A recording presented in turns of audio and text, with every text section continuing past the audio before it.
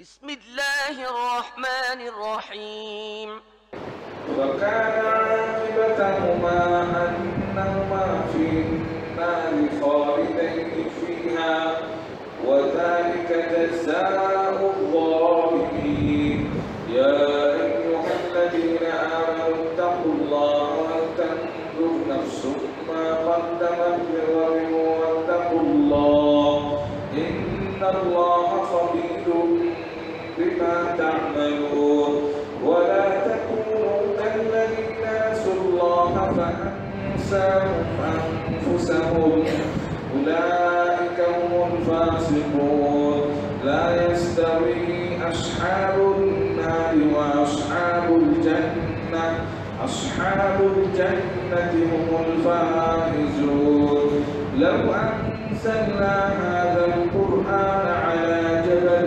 لرأيته خاشعا متصدعا من خشية الله وتلك الأمثال نضربها للناس لعلهم يتفكرون والله الذي لا إله إلا هو عالم الغيب والشهادة هو الرحمن الرحيم هو الله الذي لا إله إلا هو الملك القدوس السلام المؤمن المهيمن العزيز الجبار المتكبر سبحان الله عما يشركون والله الخالق البارئ المصور له الأسماء الحسنى يسبح له ما في السماوات والأرض وهو العزيز الحكيم আপনাদের মাঝে এখন বক্তব্য রাখবেন জনাব মতিউর রহমান মাদানী সাহেব। السلام عليكم ورحمة الله وبركاته. إن الحمد لله نحمده ونستعينه ونستغفره ونعوذ بالله من شرور أنفسنا ومن سيئات أعمالنا من يهده الله فلا مضل له ومن يضلل فلا هادي له وأشهد أن لا إله إلا الله وحده لا شريك له وأشهد أن محمدا عبده ورسوله صلى الله تعالى عليه وعلى آله وصحبه وسلم تسليما كثيرا يا أيها الذين آمنوا اتقوا الله حق تقاته ولا تموتن إلا وأنتم مسلمون يا أيها الناس اتقوا ربكم الذي خلقكم من نفس واحدة وخلق منها زوجها وبث منهما رجالا كثيرا ونساء واتقوا الله الذي تساءلون به والأرحام إن الله كان عليكم رقيبا يا أيها الذين آمنوا اتقوا الله وقولوا قولا سديدا يصلح لكم أعمالكم ويغفر لكم ذنوبكم ومن يطع الله ورسوله فقد فاز فوزا عظيما أما بعد فإن خير الحديث كتاب الله وخير الهدي هدي محمد صلى الله عليه وسلم وشر الأمور محدثاتها وكل محدثة بدعة وكل بدعة ضلالة وكل ضلالة في النار أعوذ بالله من الشيطان الرجيم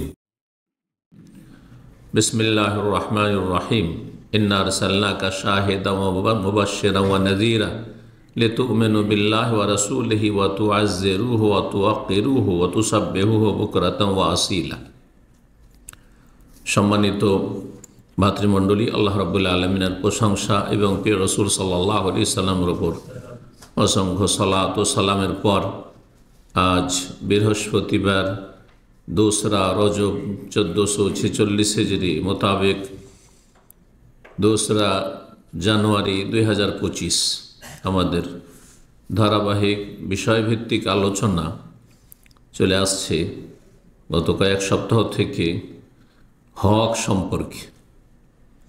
অধিকার,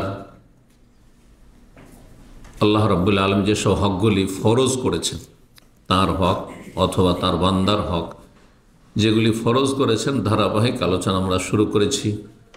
আল্লাহ রাব্বুল আলামিনের হক সম্পর্কে একটি আলোচনা করেছি। দ্বিতীয় আলোচনা ছিল গত সপ্তাহে বান্দার হক সাধারণভাবে, যাতে সমস্ত বান্দা শামিল।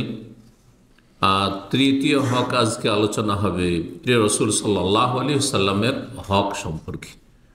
রাসূলুল্লাহ সাল্লাল্লাহু আলাইহি ওয়াসাল্লামের হক মানব জাতির ওপর কি, আর বিশেষভাবে যারা তার প্রতি বিশ্বাসের দাবি রাখে, ঈমানের দাবি রাখে, তার উম্মত যারা তার দাওয়াতে সাড়া দিয়েছে, কবুল করেছে, জন্মসূত্রে পেয়েছে অথবা ইসলাম গ্রহণ করেছে, জন্মসূত্রে না পেলেও তাদের ওপর কি অধিকার?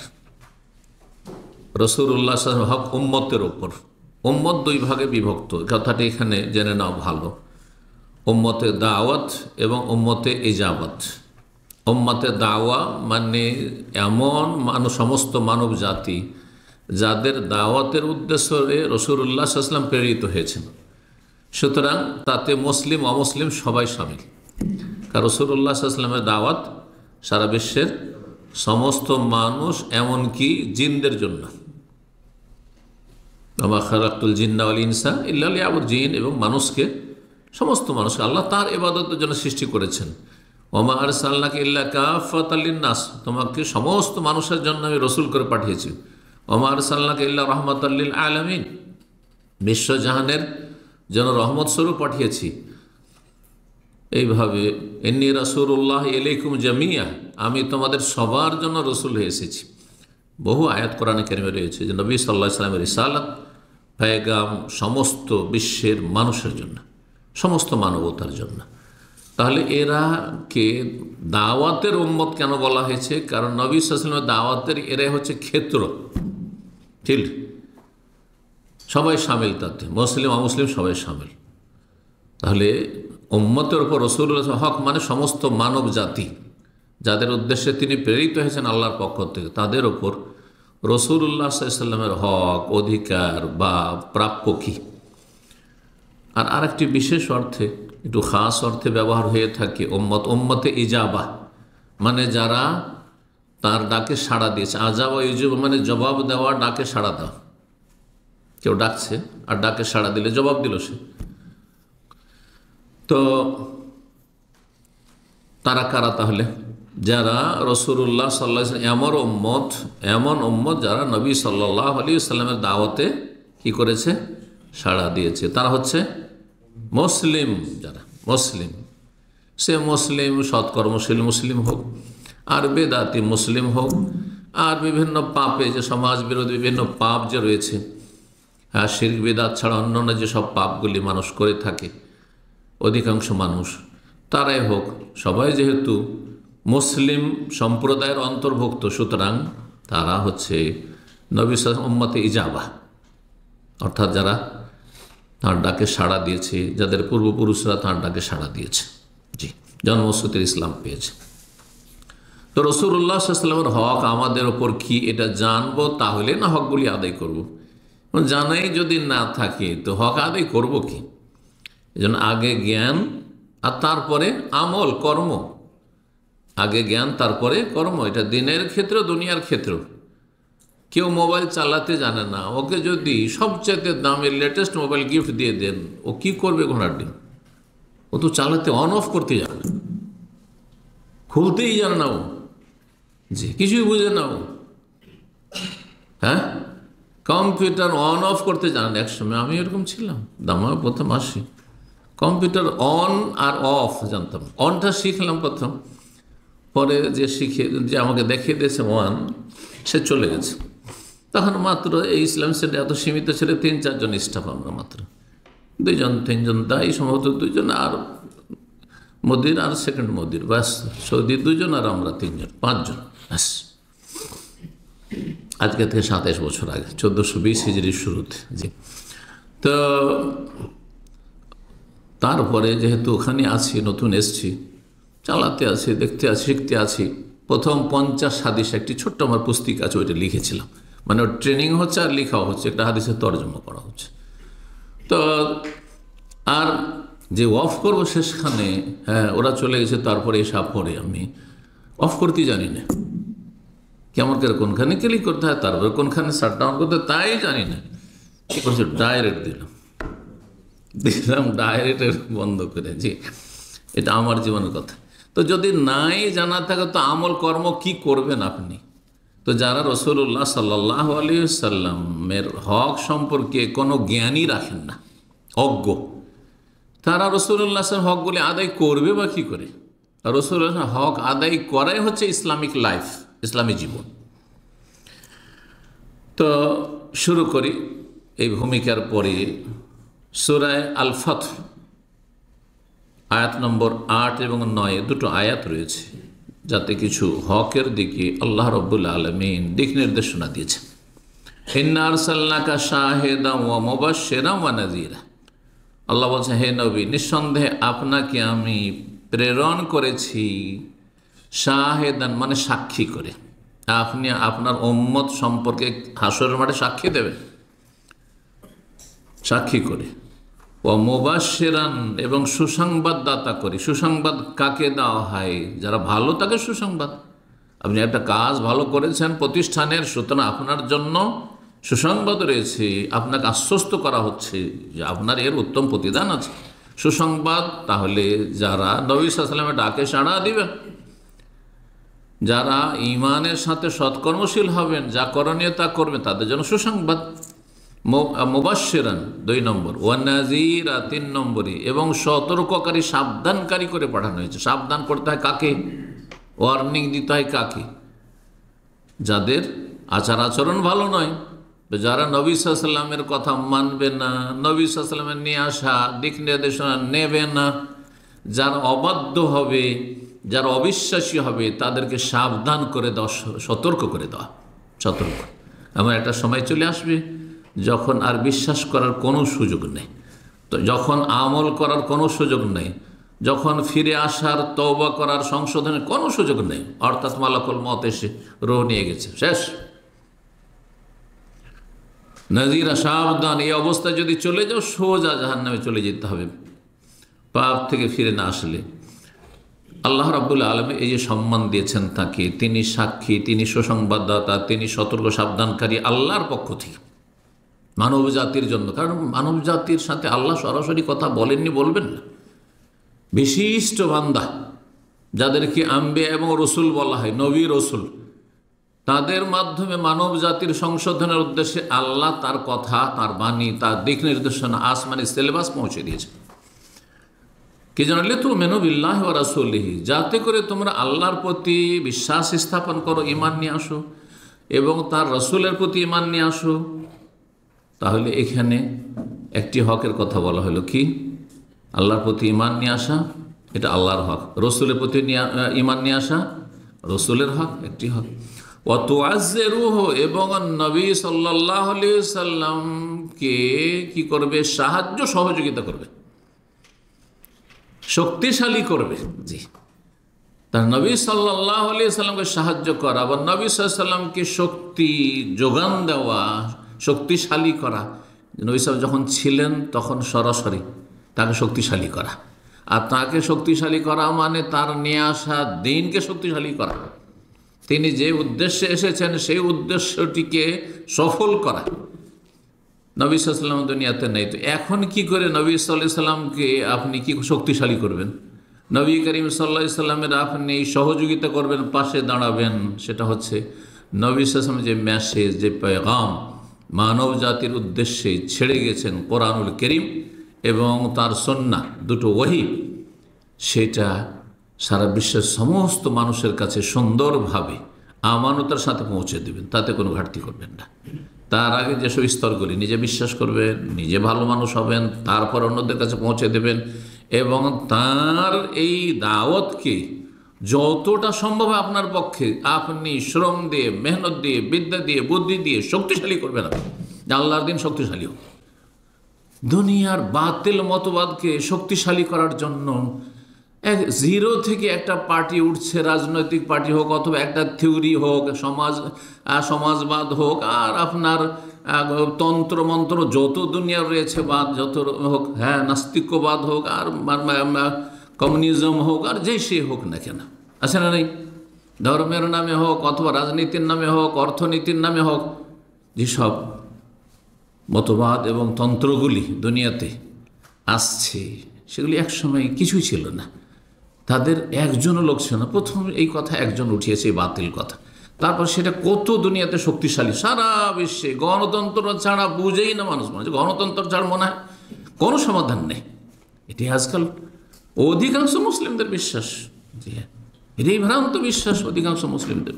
কাফেরদের কথা বাদ দেন, কাফেরা তো লেগে আছে সারা পৃথিবী গণতন্ত্র প্রতিষ্ঠার জন্য। ওয়াতুআজ্জিরুহ, নবী সাল্লাল্লাহু আলাইহি ওয়াসাল্লামকে শক্তিশালী করতে হবে, নবীর নিয়ে আসা দিনকে শক্তিশালী করতে হবে, নবীর আদর্শকে শক্তিশালী করতে হবে, আপনার ঘর থেকে শুরু করতে হবে পরের আগে। এটি একটি হক। ওয়াতুআক্কিরুহ, এবং তাকে সম্মান করবে। তাওকীর মানে সম্মান করা, তাজিম, তাকে সম্মান করবে, শ্রদ্ধা করবে। যেমন সম্মান শ্রদ্ধা আল্লাহ রাব্বুল আলামিন মর্যাদা দিয়েছেন যথাযথভাবে, এগুলি হচ্ছে রাসূলুল্লাহ সাল্লাল্লাহু আলাইহি ওয়াসাল্লামের কিছু হক যা এই আয়াতে বর্ণনা করা হয়েছে। ওয়াতুসাব্বিহুহু বুকরাতাও ওয়া আসীলা, এবং আল্লাহর তাসবিহ মহিমা গুণগান করবে সকাল বিকাল সর্বদা। তাহলে জিকির আজকার তসবিহ কার? আল্লাহর। ঈমান আল্লাহর প্রতিও নিয়ে আসবে, রসুলের প্রতি ঈমান নিয়ে আসবে, কিন্তু তসবিহ নবীর নয়, জিকির নবীর না। জিকির কার? উযকুরুল্লাহ ফাযকুরুনি, আমার জিকির করো। জি, এইখানে বেদাতি, অনেক বেদাতি এখানে শিরক করে ফেলে। আমার ছাত্র জীবনে মদিনা ইউনিভার্সিটি যখন লেখাপড়া করতাম, তো একদিন রওজায় বসে আছে। রওজা মানে শরীয়ত সম্মত যেটি রওজা, রওজা মানে আবার বেদাতি রওজা হচ্ছে কবর, না ওইটা নয়। সুন্নতি রওজা হচ্ছে নবী সাল্লাল্লাহু আলাইহি ওয়াসাল্লামের যে কক্ষ বাড়ি মা আয়েশার, ওখান থেকে শুরু করে মেম্বার পর্যন্ত যেই জায়গাটি সলাৎ পড়ার জায়গা, এবং সেখানে সলাৎ আদায় করার ফজিলত রয়েছে সুন্নত নফল।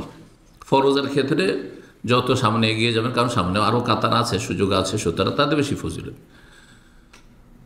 2 রাকাত আসর থেকে মাগরিবের মাঝে চলে আসতাম, আর আসার পরে এশা পর্যন্ত থাকতাম। ওখানে হারামে ঢোকা খুব সহজ ছিল। এই তো করোনার যুগ থেকে জটিল হয়ে গেছে, অ্যাপয়েন্টমেন্ট হয়ে গেছে, চান্স পাওয়া যাচ্ছে না, সামনে সবসময় ফুল হয়েই থাকছে। কিন্তু একসময় এখন আমরা এত বেশি খুলে গেছে, কোনো আর জায়গা পাওয়া যায় না, গিয়ে দূরে কোথাও বসতে হচ্ছে। কিন্তু একসময় সুবহানাল্লাহ, প্রথম কাতারে বসতে চান, চলে যান, আসর নামাজের পরে পরে চলে যান আপনি। তারপরে আপনি দ্বিতীয় তৃতীয় কাতারে তো আপনি মাগরিবের আধা ঘন্টা 1 ঘন্টা আগে গিয়ে পাবেন আপনি।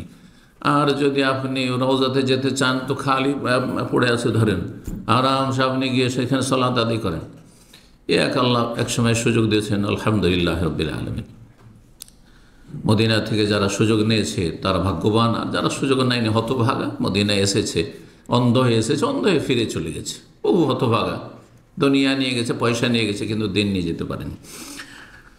তো একজন লোক দেখছি যে শুধু জপছে ইয়া রাসূলুল্লাহ, ইয়া রাসূলুল্লাহ, ইয়া রাসূলুল্লাহ। উর্দু ভাষী, হায়দ্রাবাদ বাড়ি। জিজ্ঞেস করলাম প্রথম, পাশে যেহেতু বসে এই কাজ করছে, তো তাকে বললাম, আপনাদের শিক্ষার জন্য বলছি, এরকম শিরকি আকিদা লোক ভারত, বাংলাদেশ, পাকিস্তানে বহু আছে, লক্ষ লক্ষ আছে। এই আকিদায় তারা বিশ্বাসী। মাজার পূজারি আর এই সৌফি, এরা এইসব শিরকি আকিদে বিশ্বাসী, কুফরিতে বিশ্বাসী। সেটাকে ইসলাম মনে করে জান্নাতের রাস্তা, মানে জান্নাতের রাস্তা নয়, জাহান্নামের রাস্তা সোজা। আল্লাহর হক অন্য কাউকে দেওয়া যাবে না, বোঝা গেছে না? যার হক যেটা, সেটা তাকে দিতে হবে। বাবা মায়ের হক যদি ভাইকে না দেওয়া যায়, হ্যাঁ, স্ত্রীকে দেওয়া যাবে? যে বাপ মায়ের হকটা এখন স্ত্রীকে দিয়ে দিলাম, যেহেতু স্ত্রী এসেছে বিয়ে করি, চলবে? এটাই যখন অচল, তাহলে কোথায় স্রষ্টা রব আর কোথায় সৃষ্টি? নবী সৃষ্টি, মখলুক। নবীকে দিয়ে দেবেন আল্লাহর হক? আশ্চর্য কথা, এত অজ্ঞতা। ইয়া রাসূলুল্লাহ, ইয়া রাসূলুল্লাহ জপছে। ভালো করে সালাম করে ঠান্ডাভাবে বলার চেষ্টা করলাম। বললাম যে আপনি কি করছেন? বলছে রসুলের জিকির করছি। রসুলের জিকির করছি। আমি বলি জিকির তো আল্লাহর রব্বি। তো আমি বলছি জিকির তো আল্লাহর, কোরআনে কারিমে যত আয়াত রয়েছে সব উযকুরুল্লাহ, আল্লাহর জিকির। ও যাকিরিন আল্লাহ কাসীর, আল্লাহর জিকিরের কথা বলা হয়েছে। তখন অত টের পেয়ে গেছে যে এ তো হ্যাঁ ওহাবি আছে। কারণ তৌহিদের কথা বললে ওহাবি, সুন্নতের কথা বললে ওহাবি, আর শিরক বিদআতের কথা বললে একেবারে সিন্নি খাওয়া সুন্নি, সিন্নি খাওয়া সুন্নি। জি, তো বলছে আমাকে বলতে হবে না, মেজাজ গরম করে বলছে আমাকে বলতে হবে না, শেখাতে হবে না, আমি শিখে এসেছি। কি শিখে এসছেন?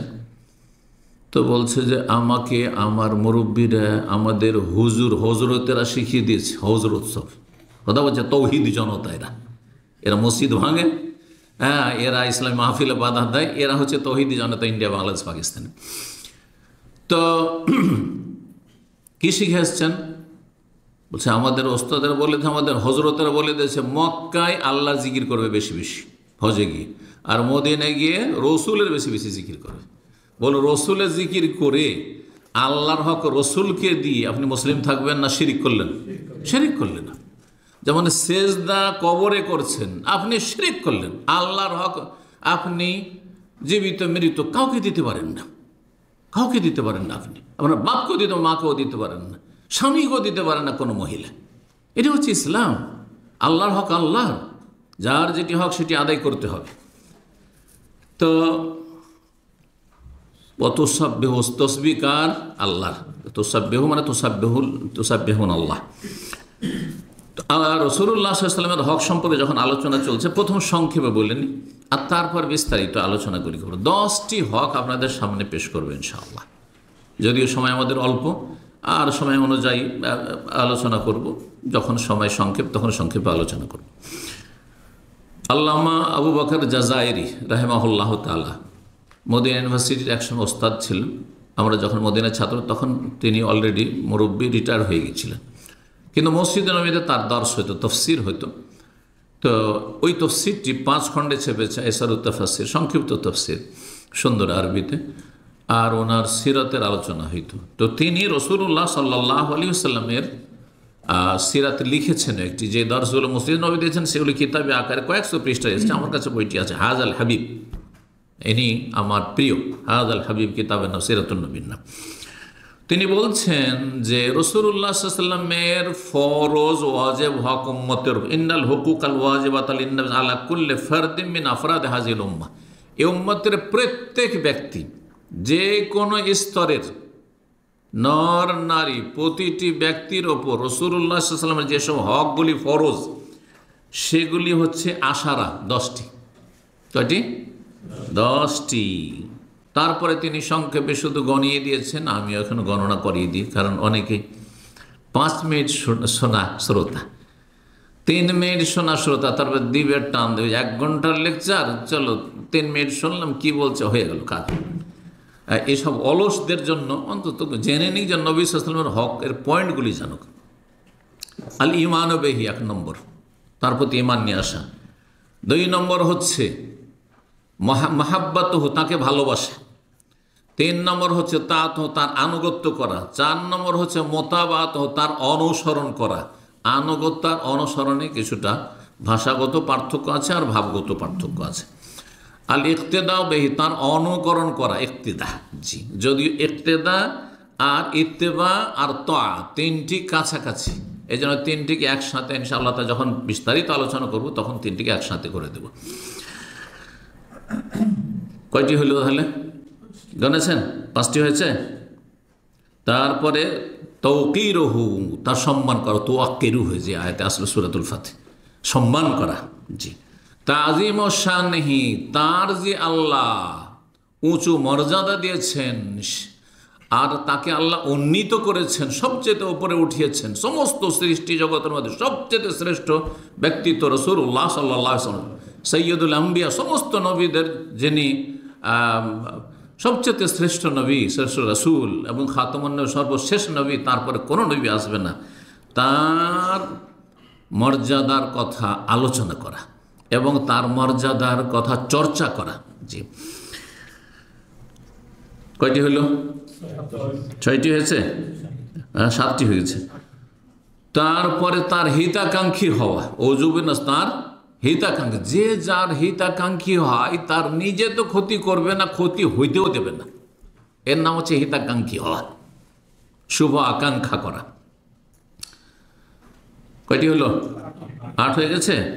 মাহাব্বাতু আহলে বাইতিহি ওয়া আসহাবিহি, তার আহলে বাইত, নবী সাল্লাল্লাহু আলাইহি ওয়াসাল্লামের বংশকে ভালোবাসা, বংশের যারা মুমিন মুসলিম, কাফেরকে নয়। নবী সাল্লাল্লাহু আলাইহি ওয়াসাল্লামের বংশ তো আবু লাহাব, বুঝছে আছে, আবু তালেব, কাফেরকে ভালোবাসা হারাম। জি। কুফর অবস্থায় যারা দুনিয়া থেকে চলে গেছে, হ্যাঁ কুফর অবস্থা আছে, তাদেরকে দাওয়াত দেন, হেদায়েত হোক, ঠিক আছে, হেদায়েতের রাস্তা খোলা আছে, তাদের হেদায়েতের জন্য দোয়া করেন। কিন্তু কুফরের অবস্থায় মরে যাওয়ার পরে কারো জন্য কল্যাণের দোয়া করা, রুহের মাগফিরাত, হারাম, কাবিরা গুনাহ। তো তার বংশের যারা মোমেন মোমেনা তাদেরকে বিশেষভাবে ভালোবাসা, আর সাহাবায়ে কেরামদেরকে ভালোবাসা, তার সাথী সঙ্গীদেরকে ভালোবাসা। আর 10 নম্বর হচ্ছে আসসালাতু আলাইহি, তার প্রতি দরুদ ও সালাম পেশ করা, সালাত এবং সালাম পেশ করা। কয়টি হইল? আরও বাড়ানো যেতে পারে। নবী ইসলামের উপর কেউ যদি আক্রমণ করে, নবী ইসলামের কেউ যদি মানহানি করে, নবীর দিনকে কেউ ছোট করে, ইসলামের বিরুদ্ধে কেউ লিখালিখি করে অথবা যদি বিষদগার করে, তাহলে ডিফেন্স করা এবং তাদের প্রতিহত করা, তাদের জবাব দেওয়া, হ্যাঁ, তাদেরকে কোণঠাসা করা, যেভাবে করা সম্ভব। যা রাষ্ট্রীয় ক্ষমতা রয়েছে রাষ্ট্রীয় ক্ষমতার মাধ্যমে করবে, আর যাদের কলমে জোর রয়েছে কলম দ্বারা ডিফেন্স করবে, যাদের জবানে জোর রয়েছে জবান দ্বারা কথা বলবে, এবং যারা সাধারণ মানুষ তারা রাসূলুল্লাহ সাল্লাল্লাহু আলাইহি ওয়াসাল্লাম এবং তার নিয়ে আসা দিনের পাশে দাঁড়াবে, সেই দিনের প্রচার প্রসার এবং আমল করবে। আর যাতে করে যারা রাসূলুল্লাহ সাল্লাল্লাহু আলাইহি ওয়াসাল্লামের শত্রু, বিরোধী, বিদ্বেষী, তারা কোণঠাসা হয়, তারা নির্মূল হয়, তারা দুর্বল হয়, তারা উৎখাত হয়, এর জন্য সর্বাত্মক চেষ্টা করবে আপন আপন জায়গা থেকে। তাহলে এগুলোর এখন দলিল সহ আলোচনা করি। 1 নম্বর বিষয় কি ছিল? প্রথম হক রাসূলুল্লাহ সাল্লাল্লাহু আলাইহি ওয়াসাল্লামের কি? রাসূলুল্লাহ সাল্লাল্লাহু আলাইহি ওয়াসাল্লামের প্রতি বিশ্বাস স্থাপন করা। ঈমান মানে অন্তরে বিশ্বাস করে মেনে নেওয়া। অন্তরে বিশ্বাস আছে কিন্তু আপনি মানতে পারছেন না, তাহলে এটা কোনো কাজে আসবে না।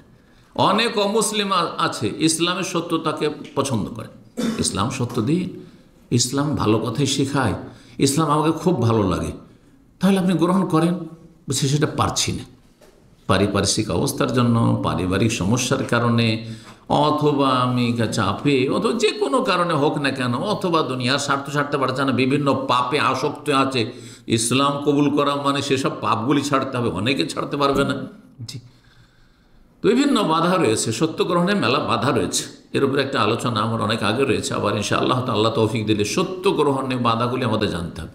কারণ যারা সত্যকে গ্রহণ করে না, মুসলিম সমাজের যারা পথভ্রষ্ট, হ্যাঁ, তারা কেন সত্যকে গ্রহণ করে না, আর যারা মুসলিম নয় তারা কেন সত্য দিনে হক ইসলামকে কবুল করে না।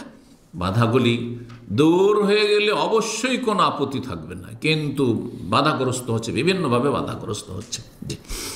এই বাধাগুলি তাকে কি করতে হবে? দূর করার চেষ্টা করতে হবে। এই নয় যে আমার দায়িত্ব, তারও দায়িত্ব আছে যে তুমি একজন বিবেক সম্পন্ন মানুষ, সুতরাং তোমাকে সেই বাধাগুলি দূর করার চেষ্টা করতে হবে তোমার লাইফ থেকে। তো নবী সাল্লাল্লাহু আলাইহি ওয়াসাল্লামের প্রতি বিশ্বাস স্থাপন, কোরআনে কারীমে বহু আয়াত রয়েছে আল্লাহর প্রতি ঈমানের সাথে রাসূলের প্রতি ঈমানের কথা। ইন কুনতুম তু'মিনুনা বিল্লাহ ওয়াল ইয়াউমিল আখির যেমন রয়েছে, খুব বেশি বেশি তেমন রাসূলের কথা রয়েছে, আমিনু বিল্লাহি ওয়া রাসূলিহি। তো এইভাবে বেশ কিছু আয়াত রয়েছে। সূরা তাগাবুনের আয়াত নম্বর 8, 1-2টি আয়াত আপনাদের সামনে উল্লেখ করি রেফারেন্স সহ। আল্লাহ বলছেন ফাআমিনু বিল্লাহি ওয়া রাসূলিহি ওয়ান নূরিল্লাযী আনজালনা, তোমরা আল্লাহর প্রতি ঈমান নিয়ে আসো এবং রাসূলের প্রতি ঈমান নিয়ে আসো এবং সেই জ্যোতির প্রতি ঈমান নিয়ে আসো যা আমি নাজেল করেছি, সেই নূরের প্রতি ঈমান নিয়ে আসো যেই নূর নাজেল করেছি। সেটা কি? অবতীর্ণ কি করা হয়েছে? কোরআন। তাহলে কোরআনকে কি বলা হলো? নূর। তো বেদাতীরা বলে কোরআন নূরের পয়দা। আর নবীকে যদি কোথাও নূর বলা হয়, জ্যোতি বলা হয়, তো নবী নূরের পয়দা হয়ে গেল, এই দলিল পেশ করেন। তো কোরআনও বলেন যে কোরআনও নূরের। হ্যাঁ, তাহলে এই নূর বলতে কোন নূর বোঝানো হয়েছে? হ্যাঁ, যে নূর থেকে মানে এই যে লাইট, নূর মানে কি? এই যে আলো, আলো জ্বলছে, এই আলো থেকে তৈরি, যেমন ফেরেশতা নূর থেকে, নার থেকে, আগুন থেকে তৈরি সৃষ্টিকে জিন জাতি। আর ওই আগুন কোথাও জ্বললে চারিদিকে যে আলো হয়, নূর হয়, সেটা দিয়ে আল্লাহ সৃষ্টি করেছেন হ্যাঁ ফেরেশতাদেরকে, আর মানুষকে সৃষ্টি করেছেন মাটি দিয়ে। এখন নবী সাল্লাল্লাহু আলাইহি সাল্লাম কি মাটি না নার, আগুন থেকে না নূর থেকে? মাটি থেকে। এটা কোরআন স্পষ্ট করছে। কেউ যদি বলে যে নবী আমাদের মতো মাটি থেকে তৈরি না, তিনি নূরের পয়দা, তাহলে সেই ব্যক্তি কুফরি কথা বলল। কুফরি কথা কখন হয়ে যায়? বিশেষভাবে যখন বলে আল্লাহ নূরে পয়দা। আল্লাহ নূর মানে আল্লাহর অংশ। খ্রিস্টানরা যদি আল্লাহর পুত্র বলে কাফের হয়, কেন? কারণ পুত্র বাপের অংশ হয়। হ্যাঁ, বাপের রক্ত মাংসের সাথে তার একটা মিল আছে। অবশ্যই, হ্যাঁ, বাপের রক্ত মাংস থেকেই সে শুক্রবিন্দু তৈরি হয়েছে, আর তারপরে সে গর্ভধারণ করেছে মায়ের পেটে, সুতরাং সে বাপের অংশ। এই জন্য খ্রিস্টানরা কাফের যে আব্দুল্লাহকে, আল্লাহর বান্দাকে ঈসা আলাইহিস সালাম কি করলো, ইবনুল আল্লাহর পুত্র বানিয়ে দিয়ে কাফের হয়েছে। যারা নুরুল্লাহ বলবে, আর যে জাল হাদিস তারা বলে, সেটাতে নুরুল্লাহর কথা রয়েছে। আউয়ালা মা খালাকাল্লাহু নূরি ওয়া কুল্লুল খালাইকু মিন নূরি ওয়া আনা মিন নূরিল্লাহ। কোনো হাদিসের কিতাবে এই হাদিস পাবেন না, কিন্তু আমাদের দেশে বেদাতি সমাজের বক্তা জাহেলদের কাছে এই হাদিস পাবেন আপনি। আর মিলাদের ওই বেদাতি কিতাবে পাবেন আপনি, কোনো হাদিসের কিতাব পাবেন না এই হাদিস। শুধু এই 2-4টি হাদিস নয়, যত হাদিস আপনি বুখারী, মুসলিম, আবু দাউদ, নাসাই, তিরমিজি, ইবনে মাজাহ, মুসনাদ আহমদ, আর আপনার মুস্তাদরাক হাকিম, কোনো কিতাব পাবেন না। প্রথম আমার নূরকে আল্লাহ তৈরি করলেন, হ্যাঁ, আর তার সমস্ত সৃষ্টি আমার, আচ্ছা সমস্ত সৃষ্টি যদি নবীর নূরে, আর ওয়ান আমি নূরিল্লাহ, আমি আল্লাহর নূরে, তাহলে ইনডাইরেক্ট আপনার তো নূর, ঠিক কিনা? তাহলে চিন্তা করেন, এটাই প্রমাণ করে যে হাদিস একেবারে জাল। আর হাদিস যদি জাল না হবে, সহি শুদ্ধ হবে, তো হাদিসের কিতাবে আসবেই। আর মুহাদ্দিস না সেগুলো নিয়ে চর্চা করবেন, সহি না সহি, কোনো হাদিসের কিতাবে নেই। এই জাল ধর্ম হচ্ছে প্রচলিত ধর্ম ভারত উপমহাদেশের। তো বলছিলাম যে এখানে নূর বলা হয়েছে কোরআনকে, কোরআন নূরের নয়। ঠিক তেমনি নবী সাল্লাল্লাহু আলাইহি ওয়াসাল্লামকে কোথাও যদি নূর বলা হয়ে থাকে, তার মানে হেদায়েতের নূর, হেদায়েতের আলো।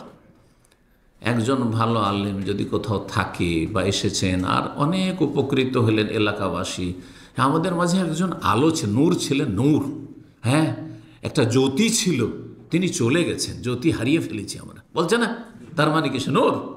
সেই অর্থে বলা হয়েছে, জি, কোরআনে কারিমে নূর। তারপরে সূরা আরাফে আল্লাহ বলছেন আয়াত নম্বর 158-তে, ফাআমিনু বিল্লাহি ওয়া রাসূলিহিন নাবিয়্যিল উম্মি, তোমরা আল্লাহর প্রতি ঈমান নিয়ে আসো এবং সেই রসুল নবীর প্রতি ঈমান নিয়ে আসো যিনি উম্মি ছিলেন। উম্মি মানে যার অক্ষরের জ্ঞান ছিল না, অক্ষর আলিফ বা তা সা লিখতে পড়তে জানতেন না। উম্মি মানে অজ্ঞ নয়, হ্যাঁ, উম্মি মানে মূর্খ নয়, হ্যাঁ, উম্মি মানে অশিক্ষিত নয়। শিক্ষিত আক্ষরিক জ্ঞান না থাকা সত্ত্বেও হতে পারে, কারণ আল্লাহ রাব্বুল আলামিন রাসূলুল্লাহ সাল্লাল্লাহু আলাইহি ওয়াসাল্লামের কোনো শিক্ষক দুনিয়াতে রাখতে চাননি। কারণ কোনো শিক্ষক যদি থাকতো আর সে যদি ইসলাম কবুল না করতো, তাহলে বলতো ও তো কিছুই জানতো না, ওকে তো আমি পাঠ পড়িয়েছি, আলিফ বা তা সা পড়িয়েছি, এ কথা বলার কোনো মানুষ নেই। মুসলিমও যদি কেউ হইতো, তাও বলতো যে আমি তো তার ওস্তাদ, ঠিক না? মানুষের মধ্যে কোনো ওস্তাদই রাখেনি আল্লাহ রাব্বুল এই হিকমতের জন্য। নবীর কোনো ওস্তাদ নেই, একমাত্র আল্লাহ রাব্বুল আসমান থেকে জিবরাইল আলাইহিস সালামকে পাঠিয়েছেন, জিবরাইল আলাইহিস সালামকে পাঠিয়েছেন, যাতে কোনো মানুষের ইহসান, অনুগ্রহ, অবদান না থাকে রাসূলুল্লাহ সাল্লাল্লাহু আলাইহি ওয়াসাল্লামের। তো আল্লাহ রাব্বুল এখানে রাসূলের প্রতি ঈমান নিয়ে আসার কথা, আল্লাযী ইউমিনু বিল্লাহি ওয়া কালিমাতুহু ওয়াত্তাবিউহু, এবং তার অনুসরণ করা, এটিও একটি হক এখানে বর্ণনা করা হয়েছে, নবীর অনুসরণ। লাআল্লাকুম তাহতাদুন, তাহলেই তোমরা জান্নাতের রাস্তা পাবে। হেদায়েত মানে কি? সঠিক রাস্তা পাওয়া। কিসের রাস্তা? জান্নাতের রাস্তা। জি, এই জন্য হেদায়েত মানে জান্নাতের দিক নির্দেশনা, আর দলাল মানে রাস্তা হারিয়ে ফেলা, মানে জান্নাতের রাস্তা হারিয়ে ফেলা। জান্নাতের রাস্তা হারিয়ে ফেললে গন্তব্য স্থান জাহান্নাম, কারণ আখিরাতে দুটো জায়গা ছাড়া তৃতীয় কোনো জায়গা নেই। 2 নম্বর হক। আর তার সাথে বলে দিই, যখন আয়াত বললাম, হাদিস, বহু হাদিস রয়েছে রাসূলুল্লাহ সাল্লাল্লাহু আলাইহি ওয়াসাল্লামের প্রতি ঈমানের। তার মধ্যে জিবরাইল আলাইহিস সালাম এসে প্রশ্নকারীর বেশভূষায় এসে বসলেন, আর অপরিচিত মানুষ আগন্তুক আসলেন, আর নবী সাল্লাল্লাহু আলাইহি ওয়াসাল্লামের সামনে বসে গেলেন আদবের সাথে, আর জিজ্ঞাসা করেন কয়েকটি প্রশ্ন। তার মধ্যে একটি ছিল ঈমানের, ঈমান সম্পর্কে বলেন। তখন রাসূল কি বলেছিলেন? ঈমান 6টি বিষয়ের সমষ্টি, 6টি বিষয়ের নাম।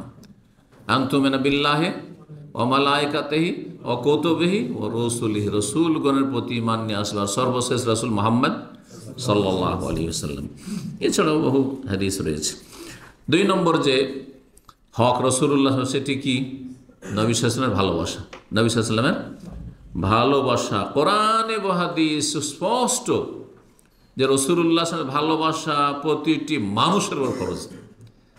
আর বিশেষভাবে যারা রাসূলুল্লাহ সাল্লাল্লাহু আলাইহি ওয়াসাল্লামের প্রতি ঈমানের দাবিদার মুসলিম, তাদের উপর নবী সাল্লাল্লাহু আলাইহি ওয়াসাল্লামের ভালোবাসা ফরজ। আজকাল বিভিন্ন দুনিয়ার যেসব ভাইরাল ব্যক্তি, তাদেরকে আজকাল আর একটা ভাষা কি বলা হচ্ছে ইংরেজিতে, হ্যাঁ, সেলিব্রিটি। মাশাআল্লাহ, সেলিব্রিটি। এদের যে ফ্যান, চিন্তা করো। অথচ মুসলিম, ওকে বলেন নবী সাল্লাল্লাহু আলাইহি ওয়াসাল্লাম সম্পর্কে কিছুই জানে না, জানেও না, মানেও না, আরও ভালোবাসাও জানে না, কিছুই জানে না। কিসের নবীর উম্মত?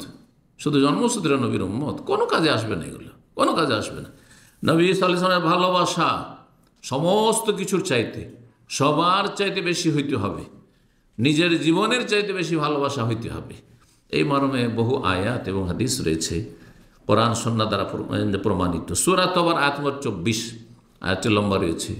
আল্লাহ বলছেন, কুল ইন কানা আবাউকুম, হে নবী তুমি মানব জাতিকে জানিয়ে দাও যে তোমাদের বাবারা, মানে তোমাদের পূর্বপুরুষ, বাপ দাদা নানা ওপরে যত আছে, তোমাদের বংশবলী পূর্বপুরুষ, ও আবনাও, তোমাদের সন্তানাদি, তোমাদের ছেলেমেয়েরা, ছেলেমেয়েদের ছেলেমেয়েরা, ওয়া ইখওয়ানুকুম, তোমাদের ভাই বোনেরা, ওয়া আজওয়াজুকুম, তোমাদের স্ত্রী স্বামীরা, ওয়া আশিরা, তোমাদের বংশবলী, ওয়া আমওয়ালুন, তোমাদের ধন সম্পদ, ইখতারাফতুমুহা, যেগুলি তোমরা উপার্জন করেছো, ওয়া তিজারাতুন তাখশাউনা কাসাদাহা, এবং তোমাদের ব্যবসা বাণিজ্য, যে ব্যবসা বাণিজ্য মন্দা হওয়ার সবসময় একটা চিন্তা লেগে থাকে, আশঙ্কা থাকে।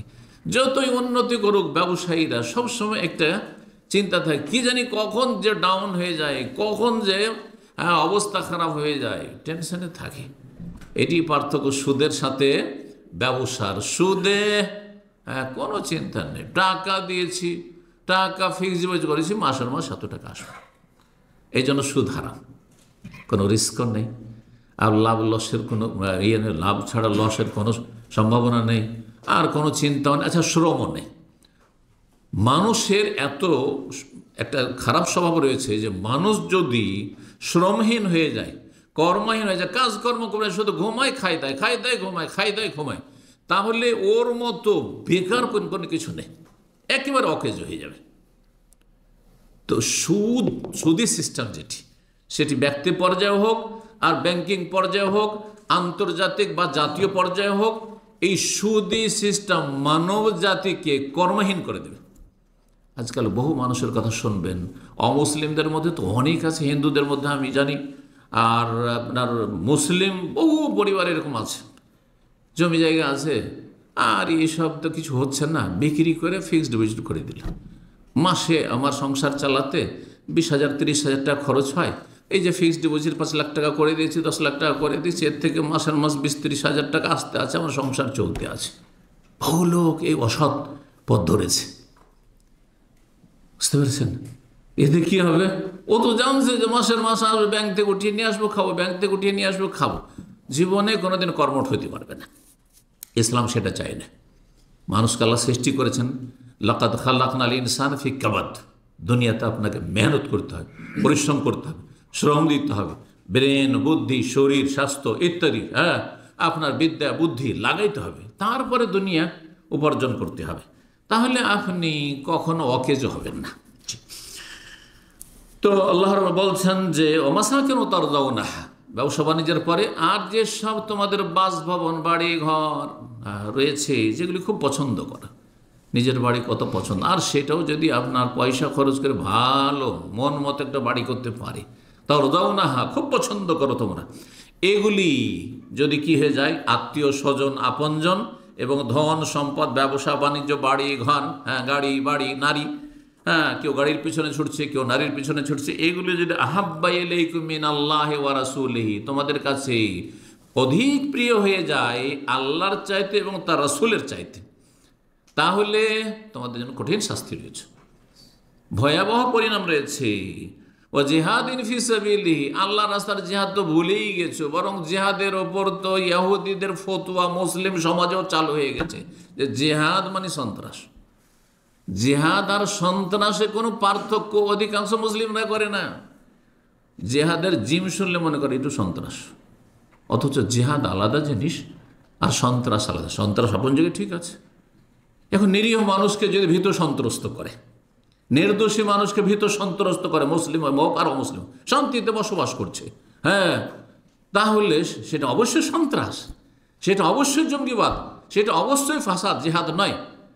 কিন্তু আচ্ছা, শর্ত নেই, নিজেরাই শুরু করে দিল, এইটাও ফাসাদ, কারণ এতে আপনি লাভ কিছুই করে দেবেন না, আপনি আরো ক্ষতি করছেন। কিন্তু যদি ইসলামে যেসব শর্ত রয়েছে এবং প্রয়োজনীয়তা রয়েছে সেগুলি সব ঠিক থাকে, তার মধ্যে গুরুত্বপূর্ণ শর্ত হচ্ছে যে নেতৃত্ব থাকতে হবে, সেটা রাষ্ট্রীয় নেতৃত্ব। এই নয় যে কোনো একজন হয়ে গেল, দাঁড়িয়ে গেল আর তার পিছনে হই হই করে বোকার মতো ছুটলেন, না না না, এরা ফাসাদি। তাহলে জিহাদ আর আপনার সন্ত্রাসে পার্থক্য অবশ্যই করতে একজন মুসলিমকে। আর অধিকাংশ মুসলিম আরে চোর ডাকাতের কথাও যদি শোনে, ভয় লাগে না যে চোর ডাকাতের সাথে দেখা করে, কিন্তু যদি শোনে আরে অমুককে উঠিয়ে নিয়ে গেছে, আর কি, না না না, ওর সাথে সম্পর্ক রাখা যাবে না, হ্যাঁ হতে পারে কিছু করেছে। তার মানে ইহুদিরা যে জিহাদকে সন্ত্রাস বলে পৃথিবীটা একটা ত্রাস সৃষ্টি করেছে, হ্যাঁ, ভীত সন্ত্রস্ত করেছে এবং ইসলামকে বদনাম করার চেষ্টা করেছে, এই এজেন্ডা প্রতিষ্ঠা করছে বা এর প্রচার প্রসার করছে আর এটা বাস্তবায়ন করছে এক শ্রেণী অসৎ মুসলিমরা। জি, আল্লাহ যেন সঠিক বুঝ দান করেন এবং হককে হক বলে চিহ্নিত করার তৌফিক দান করেন, বাতিলকে বাতিল বলে চিহ্নিত করার তৌফিক দান করেন। সন্ত্রাস হচ্ছে, জঙ্গিবাদ হচ্ছে বাতিল, আর জিহাদ হচ্ছে হক, ও জিহাদিন ফি সাবিলিল্লাহ। কিন্তু জিহাদ মানে অমুসলিম মারা নয়, জিহাদ মানে কাফের মারা নয়। যে আপনাকে মারতে চাবে তাকে মারতে হবে, কিন্তু আমি আপনি এই ক্ষমতা রাখি না, কারণ আমি আপনি করতে গিয়ে সামলাতে পারবো না, এই জন্য রাষ্ট্রীয় ক্ষমতা লাগবে। তারপরে বিজয়ের সম্ভাবনা আছে কিনা আর সেগুলি সম্পর্কে বিজ্ঞ ওলামাদের পরামর্শে রাষ্ট্রীয় ক্ষমতায় যারা আছেন তারা সিদ্ধান্ত নেবেন। জি, তো যাই হোক, সেদিকে আর না গিয়ে আসল বিষয়ের দিকে ফিরে আসি। যদি আল্লাহ এবং রসুলের চাইতে বেশি ভালোবাসার হয়ে যায় দুনিয়ার সামগ্রীগুলি বা দুনিয়ার প্রিয়জনরা, ফাতারাব্বাসু, তাহলে প্রতীক্ষা করো, অপেক্ষা করো, থাম, বলেন না, আচ্ছা থাম, দেখছি তোকে। ফাতারাব্বাসু হাত্তা ইয়াতি আল্লাহ বিআমরিহি, আল্লাহ তার আযাবের নির্দেশ নিয়ে আসছে, আল্লাহ তার শাস্তির নির্দেশ। দেখেন আযাব, হ্যাঁ আযাব, আযাবের শেষ নেই, বহু আযাব, সেগুলি বলে শেষ করা যাবে না। জি, আল্লাহু লা ইয়াহদিল কওমাল ফাসিকিন, পাপিষ্ট জাতিকে আল্লাহ হেদায়েত করে না, জান্নাতের রাস্তা দেখান না। তাহলে যারা আল্লাহ এবং রসুলের চাইতে বেশি দুনিয়ার সামগ্রীকে, দুনিয়ার স্বার্থকে ভালোবাসে আর রসুলের ভালোবাসার হদিস নেই, হ্যাঁ, তারা হচ্ছে ফাসেক সম্প্রদায়, পাপিষ্ট সম্প্রদায়। তারা জাহান্নামের পথে রয়েছে, জান্নাতের রাস্তা আল্লাহ তাদেরকে দেখাবেন না, রব্বুল আলামিন বলেছেন। জি, রাসূলুল্লাহ সাল্লাল্লাহু আলাইহি ওয়াসাল্লাম হাদিস সহিহ বুখারীতে রয়েছে। সহিহ বুখারীর হাদিসটি হচ্ছে 14 নম্বর হাদিস, আর সহিহ মুসলিমে 62 নম্বর হাদিস। প্রথম দিকে রয়েছে দুই হাদিসের কিতাবই, লা ইউমিনু আহাদুকুম, তোমাদের কোন ব্যক্তি অতক্ষণ সত্যিকার অর্থে ঈমানদার হতে পারবেন না, প্রকৃত মুমিন হতে পারবেন না, হাত্তা আকুনা আহাব্বা ইলাইহি মিন ওয়ালিদিহি ওয়া ওয়ালাদিহি ওয়ান নাস আজমাইন, যতক্ষণ পর্যন্ত আমি রাসূলুল্লাহ সাল্লাল্লাহু আলাইহি ওয়াসাল্লাম তার কাছে বেশি প্রিয় পাত্র না হয়ে যাব, মিন ওয়ালিদিহি, তার পিতামাতার চাইতে, ওয়া ওয়ালাদিহি, তার ছেলে মেয়ের চাইতে, সন্তান চাইতে, ওয়ান নাস আজমাইন, সমস্ত মানুষের চাইতে। ওমর রাদিয়াল্লাহু তাআলা আনহু একদিন, ওই হাদিসটি সহিহ বুখারীতে রয়েছে, বললেন, ইয়া রাসূলুল্লাহ, আপনার ভালোবাসা ফরজ আর আমি আপনাকে সবচেয়ে বেশি ভালোবাসি আমার জীবনের পরে। ইয়া রাসূলুল্লাহ, লা আনতা আহাব্বুন নাসি ইলাইয়া ইল্লা নাফসি মিন কুল্লি শাইইন ইল্লা নাফসি, আপনি আমার কাছে সবচেয়ে প্রিয় আমার জীবনের পরে, কারণ মানুষের জীবনটা সবচেয়ে প্রিয়। কিন্তু যেখানে দেখবেন যে আমি ছাড়া আর কেউ বাঁচতে পারছেন, আগে চাচা যান বাঁচা, বুঝছেন না, দেশীয় কথা এটা, আগে নিজে বাঁচার জন্য রাস্তা খুঁজবেন, তারপর অন্যদেরকে বাঁচাবার চেষ্টা করবেন। এটি হচ্ছে মানুষের স্বভাব এটি, কারণ নিজের জীবনটা খুবই প্রিয়, কিন্তু নিজের জীবন খুবই প্রিয়। জি, এতে কোনো সন্দেহ নেই।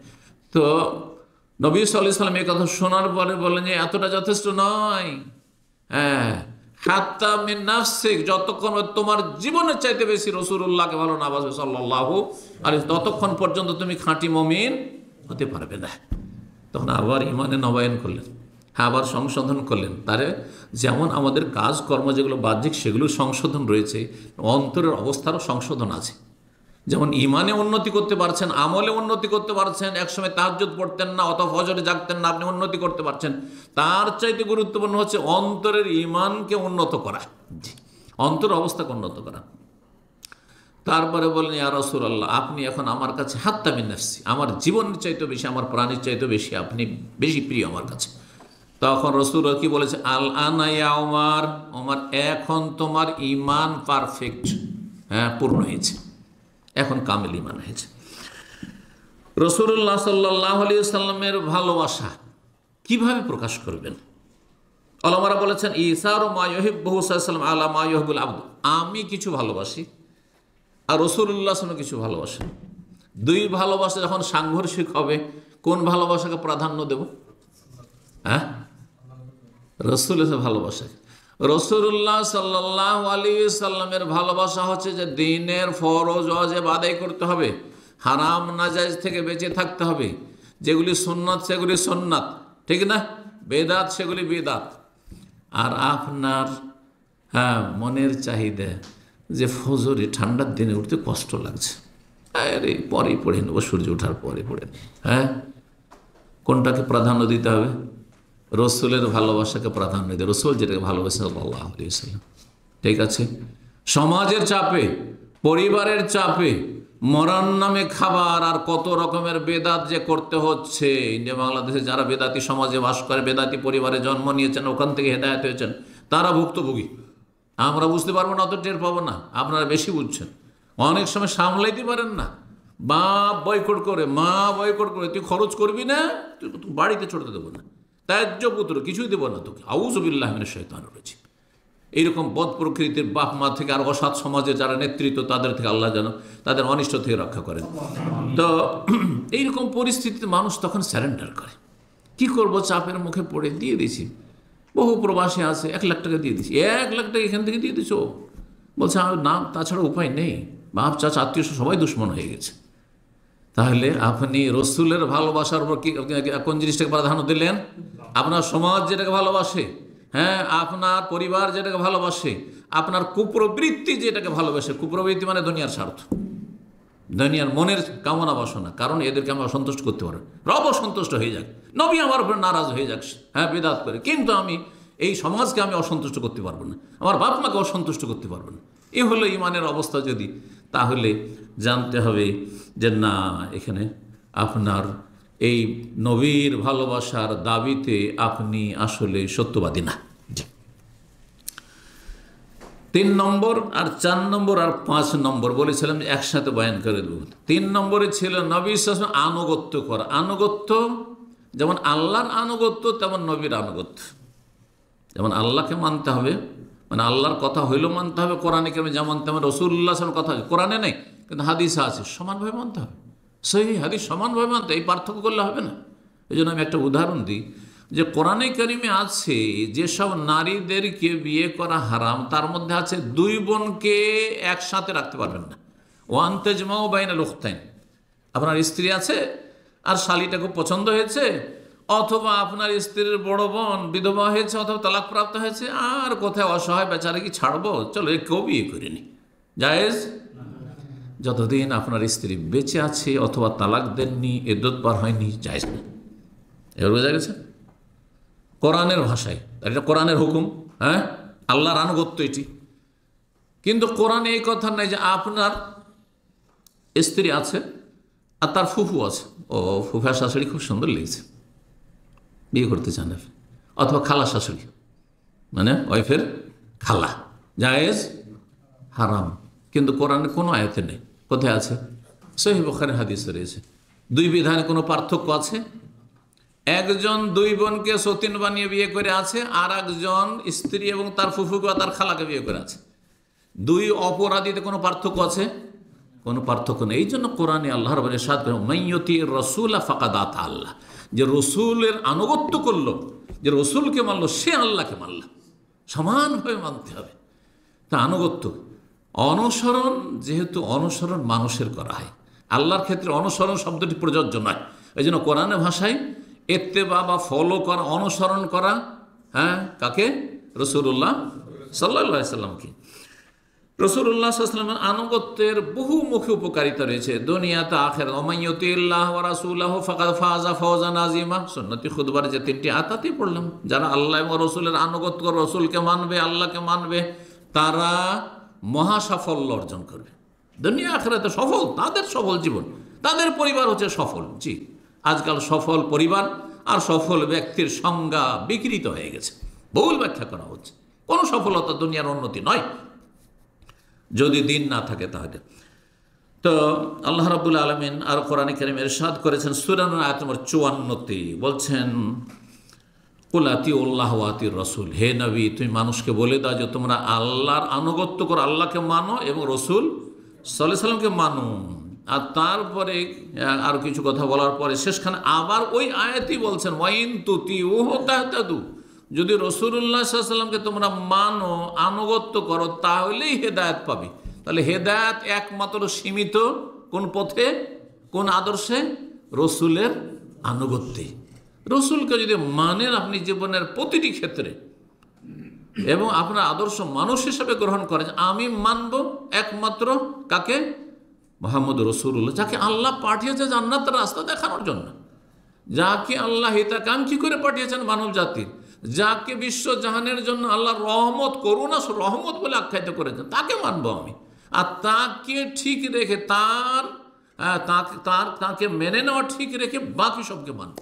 বাপ মাকেও মানি, বড়দেরকেও মানি, আমার বসকেও মানি, আমার ম্যানেজারকে, সুপারভাইজার, ফোরম্যানকেও মানি, কিন্তু শর্ত সাপেক্ষ, যদি আল্লাহ এবং রাসূলের আনুগত্যের আওতাভুক্ত হয়, তাহলে। বহির্ভূত হলে মানি না। কালকে বলবে যা এক গ্লাস মদ নিয়ে এসো, মোটেই না। সিগারেটের প্যাকেট নিয়ে এসো, মোটেই না। যাও কাউকে মারামারি করে এসো, বাপ মা বলছে না, মোটেই না। মা বলছে যা জর্দা নিয়ে, জর্দা দেওয়া পান খাবো, মোটেই না। বুঝতে বোঝা গেছে? এটা হচ্ছে। কিন্তু যদি রাত 12টায় বলে যে আমার ইলিশ মাছ খাওয়ার ইচ্ছা হয়েছে, আমার এই জিনিসটা, এই সবজি খাওয়ার ইচ্ছা হয়েছে, এইটা আমার মিষ্টি খাওয়ার ইচ্ছা হয়েছে, রাত 12টায় আমি যাবো, তারপরে মার্কেট খোলা থাকলে সেখান থেকে নিয়ে এসে দেবো।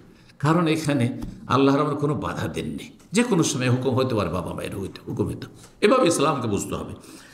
তো আল্লাহ রাব্বুল আলামিন আনুগত্যের কথা কোরআনে কারীমে বহু জায়গায় বর্ণনা করেছেন রাসূলুল্লাহ সাল্লাল্লাহু আলাইহি ওয়াসাল্লাম। যেমন আল্লাহর আনুগত্যের কথা, আনুগত্য শুধু আল্লাহ এবং রাসূলের নয়, সরাসরি আল্লাহর আনুগত্য, সরাসরি রাসূলের আনুগত্য।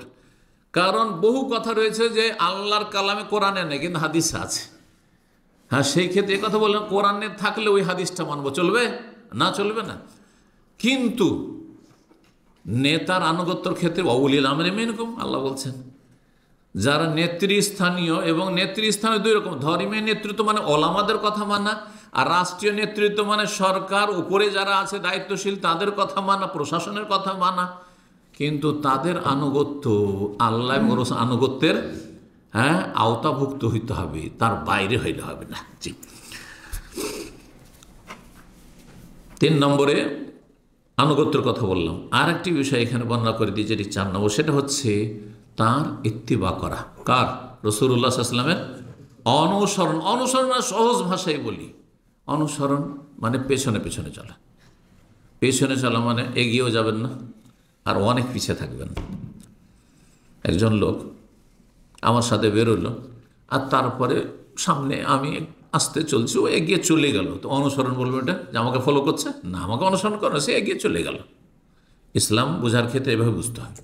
আচ্ছা, আর একজন আছে, 2 জন বেরিয়েছে, আর একজন আমার সাথে সাথে চললো না, সে অনেক পিছিয়ে থেকে গেল, থেমে থেকেই গেল, আমি চলে গেলাম 500 মিটার, তারপরে সে পেছনে পেছনে আসছে। তাকে বলেন আমার অনুসরণ করছে? না, সে অনুসরণ করে না। আরেকজন আবার আমার পাশে পাশে, আমার ডানে বা বামে, সামনে নয়, আমার পেছনে, জাস্ট পিছনে পেছনে কাছাকাছি আছে, হাতের নাগালে আছে, যাতে কোনো কথা বললে ডানে বামে সে শুনতে পারে, অথবা কোনো প্রয়োজন হলে সহযোগিতা করতে পারে। তো এই ব্যক্তিকে বলা যাবে আমাকে কি করছে? সে ফলো করছে, অনুসরণ করছে। এটা হচ্ছে ইত্তেবা। ইসলাম বোঝার ক্ষেত্রে এরকম। রাসূলুল্লাহ সাল্লাল্লাহু আলাইহি ওয়াসাল্লাম থেকে আগে বাড়া যাবে না। উদাহরণস্বরূপ নবী সাল্লাল্লাহু আলাইহি ওয়াসাল্লাম ঈদ দিয়েছেন কয়টি? 2টি। যারা 3টি ঈদ করেছে, ঈদে মিলাদুন নবী, তারা আগে বেড়ে গেছে, বেদাতিরা আগে বেড়ে গেছে, শিরককারীরা মাজার পূজা করে আর কবর পাকা করে আগে বেড়ে গেছে। সুতরাং পথভ্রষ্ট তারা। আচ্ছা, লা তুকাদ্দিমু বাইনা ইয়াদাইল্লাহ, সূরা হুজরাতের প্রথম আয়াত। আল্লাহ এবং রাসূলের আগে বাড়িও না, আল্লাহ রাব্বুল আলামিন স্বয়ং কোরআনে কারিমে বলছেন প্রথম আয়াতে।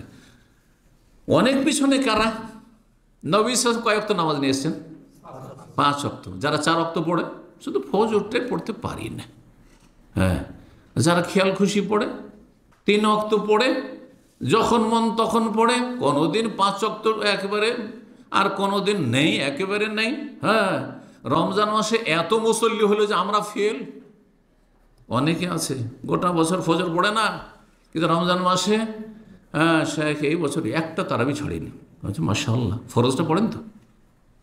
আগে ফরজ ঠিক করেন, ফজর ঠিক করেন, তারপরে তারাবির চিন্তা করেন। আপনি একটি তারাবি ছাড়িনি, আর কোনোদিন প্রথম কাতার ছাড়িনি। আমি নফল অতিরিক্ত কাজ, সন্নত কাজ, অতিরিক্ত কাজ, আপনার আগে ফরজ ঠিক আছে কিনা এটা দেখার বিষয় রয়েছে। তো বলছিলাম যে যারা নবী সাল্লাল্লাহু আলাইহি সাল্লাম থেকে অনেক পিছিয়ে আছে, মানে নবী 5 ওয়াক্ত নিয়েছেন, 4 ওয়াক্ত পড়ে।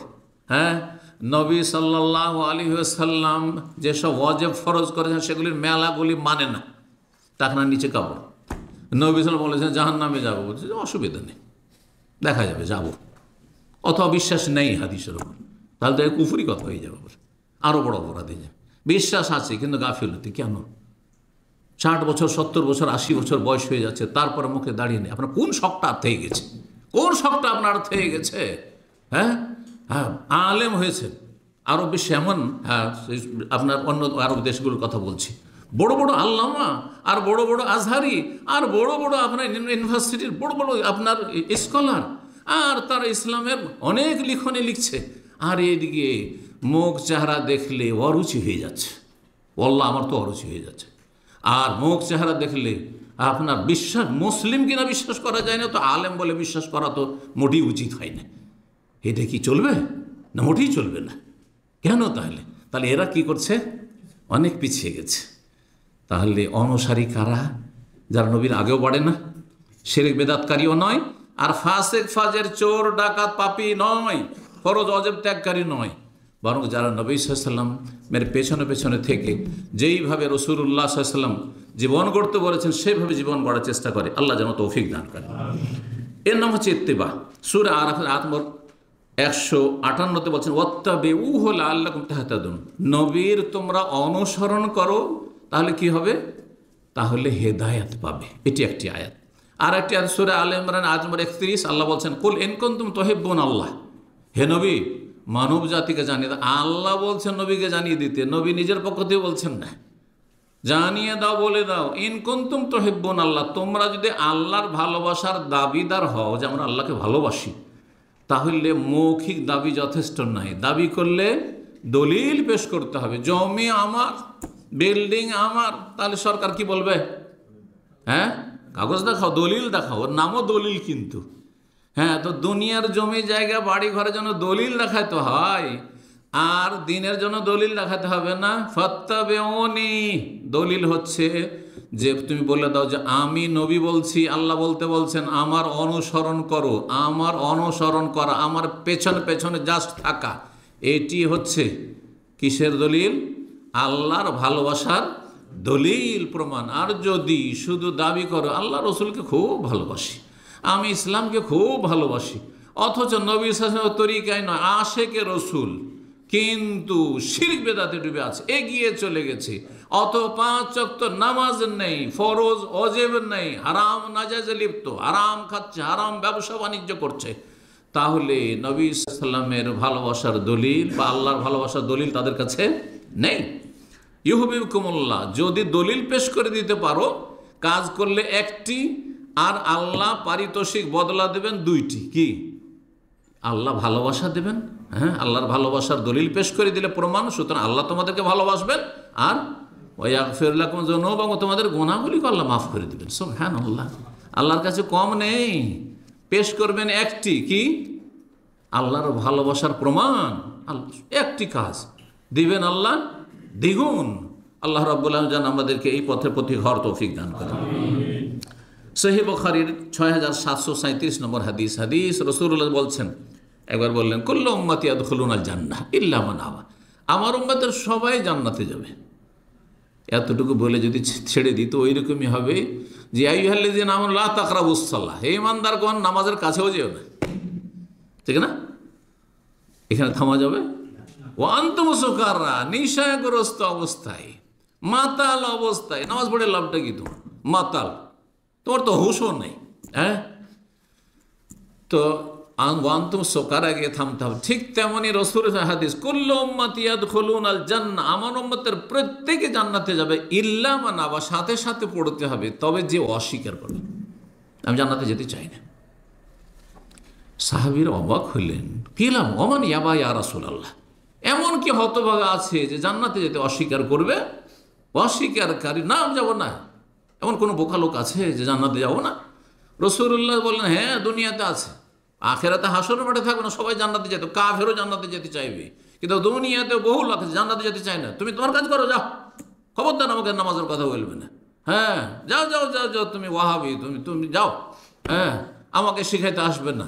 শিরক বিদআত করছে, গায়রুল্লাহকে সেজদা করছে, মাজারে সেজদা করছে, সেখানে বলে দেখেন আপনার জীবন নিয়ে আসা মুশকিল হয়ে যাবে সেখান থেকে। চিন্তা করেন, তাহলে এরা জাহান্নামে যেতে চায়, এরা অস্বীকার করে জান্নাতে যেতে চায় না, জান্নাতে যেতে অস্বীকার করছে, এরা মানে আবা, এরা হচ্ছে অস্বীকারী। রাসূলুল্লাহ বলেন, মান আতানি দাখালা জান্নাহ, যারা আমাকে মানলো তারা জান্নাতে যাবে। ওমান আসানি, আর যারা আমার নাফরমানি করলো, বিরুদ্ধাচরণ করলো, তারা জান্নাতে যেতে অস্বীকার করলো। এটা কর্মক্ষেত্রে দুনিয়ায়। জি, তাহলে আনুগত্য এবং অনুসরণের কথা হলো। আর একটি ভাষা যেহেতু কোরআনে কারিমে এসেছে, সেটা হচ্ছে ইক্তেদা করা। ইক্তেদা শব্দটি আমরা নামাজের মুক্তাদির ক্ষেত্রে ব্যবহার করি। যেমন নামাজের পেছনে যদি ইমামের পেছনে দাঁড়ান জামাতে, তাহলে আপনার নামই হচ্ছে মুক্তাদি। মুক্তাদি ভাষাটা এমন হয়েছে আরবি শব্দ যে বাংলা হয়ে গেছে, ঠিক না? বাংলা হয়ে যায়নি?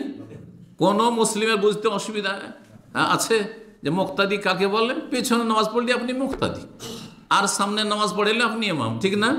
আরবিটা বাংলা হয়ে গেছে, কিন্তু মুক্তাদি মানে অনুকরণকারী, যে অনুকরণ করে কাকে। আপনি ইমামের অনুকরণ করছেন, পেছনে পেছনে বাহ্যিক আমলগুলোতে চলছেন, তাহলে ইক্তেদা মানে বাহ্যিক আমলে কি করা? অনুকরণ। নবী সাল্লাল্লাহু আলাইহি সাল্লামের সার্বিক জীবনে ইক্তেদাও করবেন, ইত্তেবাও করবেন, আর আনুগত্যও করবেন, এই তিনটি বিষয়। এই জন্য 18 জন রসুলের কথা সূরা আনআমে আল্লাহ রাব্বুল আলামিন বর্ণনা করেছেন। 18 জন রসুলের কথা একসাথে, 18 জন নবীর কথা সেখানে বর্ণনা করা হয়েছে। কোরআনে টোটাল 25 জন নবীর কথা রয়েছে, অন্য জায়গায় আর বাকি নবীগুলির কথা রয়েছে, কিন্তু এখানে 18 জন নবীর কথা একসাথে আল্লাহ বর্ণনার ধারাবাহিক। আর তারপরে উলাইকাল্লাযীনা হাদাল্লাহ, এরা এমন ভালো মানুষ, আদর্শ মানব, যে আল্লাহ তাদেরকে হেদায়াত দিয়েছেন, সঠিক রাস্তা দেখেছেন, জান্নাতের পথিক বানিয়েছেন। সুতরাং ফাবে হুদাহু মুক্তাদেহ, তাদের হেদায়াতের ইক্তেদা করো। এই যে ইক্তাদেহ শব্দটি রয়েছে, ইক্তেদা, তাদের হেদায়াতে মানে তাদের আদর্শের কি করো? অনুকরণ করো। তাদের অন্যতম হচ্ছেন মুহাম্মদ রাসূলুল্লাহ সাল্লাল্লাহু আলাইহি ওয়াসাল্লাম। তাদের মধ্যে ইব্রাহিম রয়েছেন, নূহ রয়েছেন, মুসা, ঈসা, আইয়ুব, ইউসুফ, ইউনুস, হারুন, সুলাইমান, দাউদ, সবাই রয়েছেন 18 জন নবীর মধ্যে। তাদের আল্লাহ অনুসরণ করতে বলেছেন, কারণ তাদের জন্য আল্লাহ হেদায়েতকে নিশ্চিত করেছেন, যে তারা নিশ্চিত হেদায়েত প্রাপ্ত, এই সার্টিফিকেট আল্লাহ দিয়েছেন। সুতরাং যাদেরকে সার্টিফিকেট আল্লাহ স্বয়ং দিয়েছেন হেদায়েতে, তাদের পথের পথিক হও, তাদের ইক্তেদা করো। সূরা আহজাবের 8 নম্বর 21 রয়েছে, লাকাদ কানা লাকুম ফি রাসূলিল্লাহি উসওয়াতুন হাসানা, নিঃসন্দেহে তোমাদের জন্য রসুলের জীবনে কি রয়েছে? উত্তম আদর্শ রয়েছে।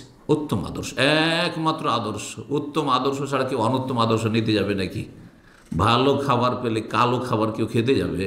হ্যাঁ, ভালো পানি পাচ্ছেন আপনি সৌদি আরবে, আর আপনি দেশের মধ্যে টিউবওয়েলের পানি খাবেন? কখনো খাবেন না আপনি। জি, তারপরেও টিউবওয়েলের পানি খেয়েও মানুষ সুস্থ থাকতে পারে, কিন্তু হেদায়েত ছাড়া, ইসলাম ছাড়া, নবীর আদর্শ ছাড়া, ওমাইয়াবতাগি গায়রাল ইসলামে দীনান ফালা ইউকবাল মিনহু, দিন ইসলাম ছাড়া অন্য কোনো পথ মত কেউ যদি চয়েস করে এবং অনুসরণ করে, তো কখন আল্লাহ গ্রহণ করবেন না, এবং ওয়া ফিল আখিরাতি মিনাল খাস, পরকালে ক্ষতিগ্রস্ত হবে। কথা লম্বা হয়ে যাচ্ছে, বাকি আছে। তাহলে এখন কয়টি হলো? হ্যাঁ, 5টি হয়েছে। যদি আর 2টিকে তাতে ঢুকিয়ে দেওয়া হয় 5টির মধ্যে, তাহলে হ্যাঁ কয়টি হয়েছে? 3টি না, কত হয়েছে বলেন? 3টি হয়েছে। আর 4 নম্বর হচ্ছে, কারণ আমি 7টিতে বর্ণনা করবো, যাই হোক 6 নম্বর হচ্ছে ধারাবাহিক বর্ণনা করে দিয়ে 10টি করিয়ে দিই, তাহলে সুবিধা হবে। তৌকিরুহু নবী সাল্লাল্লাহু আলাইহি সাল্লামের সম্মান করা, নবী সাল্লামের সম্মান। তুআক্কিরুহু, আল্লাহ রাব্বুল আলামিন বলেছেন সূরাতুল ফাতিহ, তার সম্মান করবে। আল্লাহ যে সম্মান দিয়েছেন, সম্মান করা ফরজ, এবং সেই সম্মানে কোনো রকমের ঘাটতি কেউ যদি করে, মানহানি করে, ত্রুটি করে, সেটা অন্তর থেকে হোক অথবা আচার আচরণে হোক, কথায় হোক, চালচলনে হোক, তাহলে সেটি কুফরি। যেমন কাউকে যদি বলা হয় যে এটি নবী সুন্নত, যাও তোমার সুন্নতকে বাদ দাও, বলছে না বেদাতিরা, কুফরি কথা, এটা মানহানি করা হলো না। এখন যদি আপনার আব্বাই কথা বলেছেন, বাদ দাও আমার বাপের কথা, কত বড় বেয়াদব সে, কোথায় বাপ কোথায় রাসূলুল্লাহ।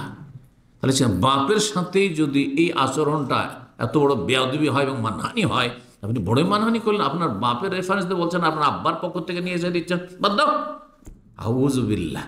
তাহলে নবী সাল্লাল্লাহু আলাইহি হাদিস পড়েছেন, তোমার হাদিস তোমার কাছে রাখো, এটা অহরহ বিদাতীরা বলে যাচ্ছে। হ্যাঁ, এগুলো হচ্ছে ওয়াহাবিদের হাদিস, নাউযু বিল্লাহ, এইসব কথাবার্তা তাদের। জি, এগুলিতে ঈমান হারিয়ে যাবে, এগুলিতে মানুষ মুরতাদ হয়ে যাবে। সতর্ক সাবধান হতে, ভাষাকে সংযত করতে হলে যেন তৌফিক দান করেন।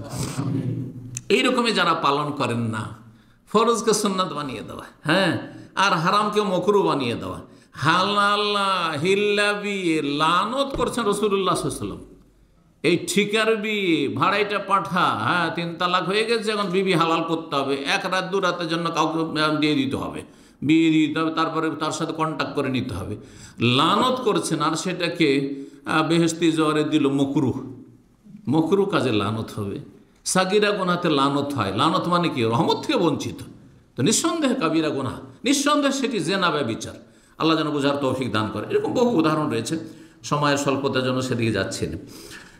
রাসূলুল্লাহ সাল্লাল্লাহু আলাইহি ওয়াসাল্লামের সম্মান করার একটি দিক হচ্ছে, রাসূলুল্লাহ সাল্লাল্লাহু আলাইহি ওয়াসাল্লামের সামনে উচ্চস্বরে কথা বলা যাবে না। এটা নবী সাল্লাল্লাহু আলাইহি ওয়াসাল্লামের জীবদ্দশায়। এখন কি করে, হ্যাঁ, এখন বিভিন্ন দিক থেকে। 1 নম্বর হচ্ছে যে আপনি মসজিদে নববীতে গিয়েছেন আর আপনি গল্প করছেন, হা হা করে হাসছেন আর গল্প করছেন, না বেয়াদবি এটি। নবী সাল্লাল্লাহু আলাইহি সাল্লামের কবরের কাছে আপনি সালাম দিতে যাচ্ছেন, আর সেখানে গিয়ে আপনি উচ্চস্বরে, হ্যাঁ, ইয়া রাসূলুল্লাহ, আসসালাতু ওয়াসসালামু ইয়া রাসূলুল্লাহ। আচ্ছা বলুন তো দেখি, আমাকে যদি কেউ সালাম দেয় আর যদি পেছন দেয় সালাম আলাইকুম শেখ, আদব হলো না বেয়াদব হইল? চিন্তা করুন তো আপনি, এটা তো বুঝাইতে চাইছি আমি, অথচ আমি আপনাদের মতো একজন মানুষ। এটাই যদি বেয়াদবি, পেছন থেকে ডাকবেন না, এই বেয়াদবি লাগছে, তাই না? আচ্ছা সামনে থেকে যদি হয় সালাম আলাইকুম শেখ, কেমন আছেন, এরকম কথা বলবেন? তাহলে আপনি কবরের কাছে ইয়া রাসূলুল্লাহ আসসালামু আলাইকা, ইয়া রাসূলুল্লাহ আসসালামু আলাইকা, ইয়া হাবিবাল্লাহ আসসালামু আলাইকা, ইয়া খায়রা খালকিল্লাহ, কোথায় পেলেন এগুলো? কোথায় পেলেন এগুলো? বেয়াদবি এগুলো। লা তারফাউ আসওয়াতাকুম ফাওকা সাওতিন নবী ইন্নাল্লাযিনা ইয়াগুদ্দুনা আসওয়াতাহুম ইনদা রাসূলিল্লাহ। রাসূলুল্লাহ সামনে আওয়াজকে কি করতে হবে? নিচু করতে হবে, আস্তে কথা বলতে হবে। আর একটা দিক, গুরুত্বপূর্ণ দিক, সেটা হচ্ছে নবীর তরিকার সামনে যখন আপনাকে কোরআনের কথা বলা হচ্ছে, দলিল সহ বলা হচ্ছে, যখন আপনাকে রাসূলুল্লাহ সাল্লাল্লাহু আলাইহি ওয়াসাল্লাম একটা হাদিসের কথা বলা হচ্ছে, যখন বলা হচ্ছে যে এই যে দেখেন হাদিস সহিহ বুখারীতে রয়েছে, হ্যাঁ, যে সূরা ফাতিহা ছাড়া সালাত হয় না, যখন আপনাকে বলা হচ্ছে হাদিসের কথা যে রফুল ইয়াদাইন আব্দুল্লাহ বিন উমর বর্ণনা করেছেন, 3 জায়গায় রয়েছে, যখন বলা হচ্ছে যে আমিন জোরে বলার এই হাদিস, তখন আপনি সেখানে আপনি যদি সেটা না মানেন, অবজ্ঞা করেন, বা আপনি ভ্রুক্ষেপ করে পরোয়া করলেন না, রাখো, ওইটা অন্য মযহাবে আছে। ওটা কোন মযহাবে আছে? অন্য মযহাবে, আমাদের মযহাবে নেই।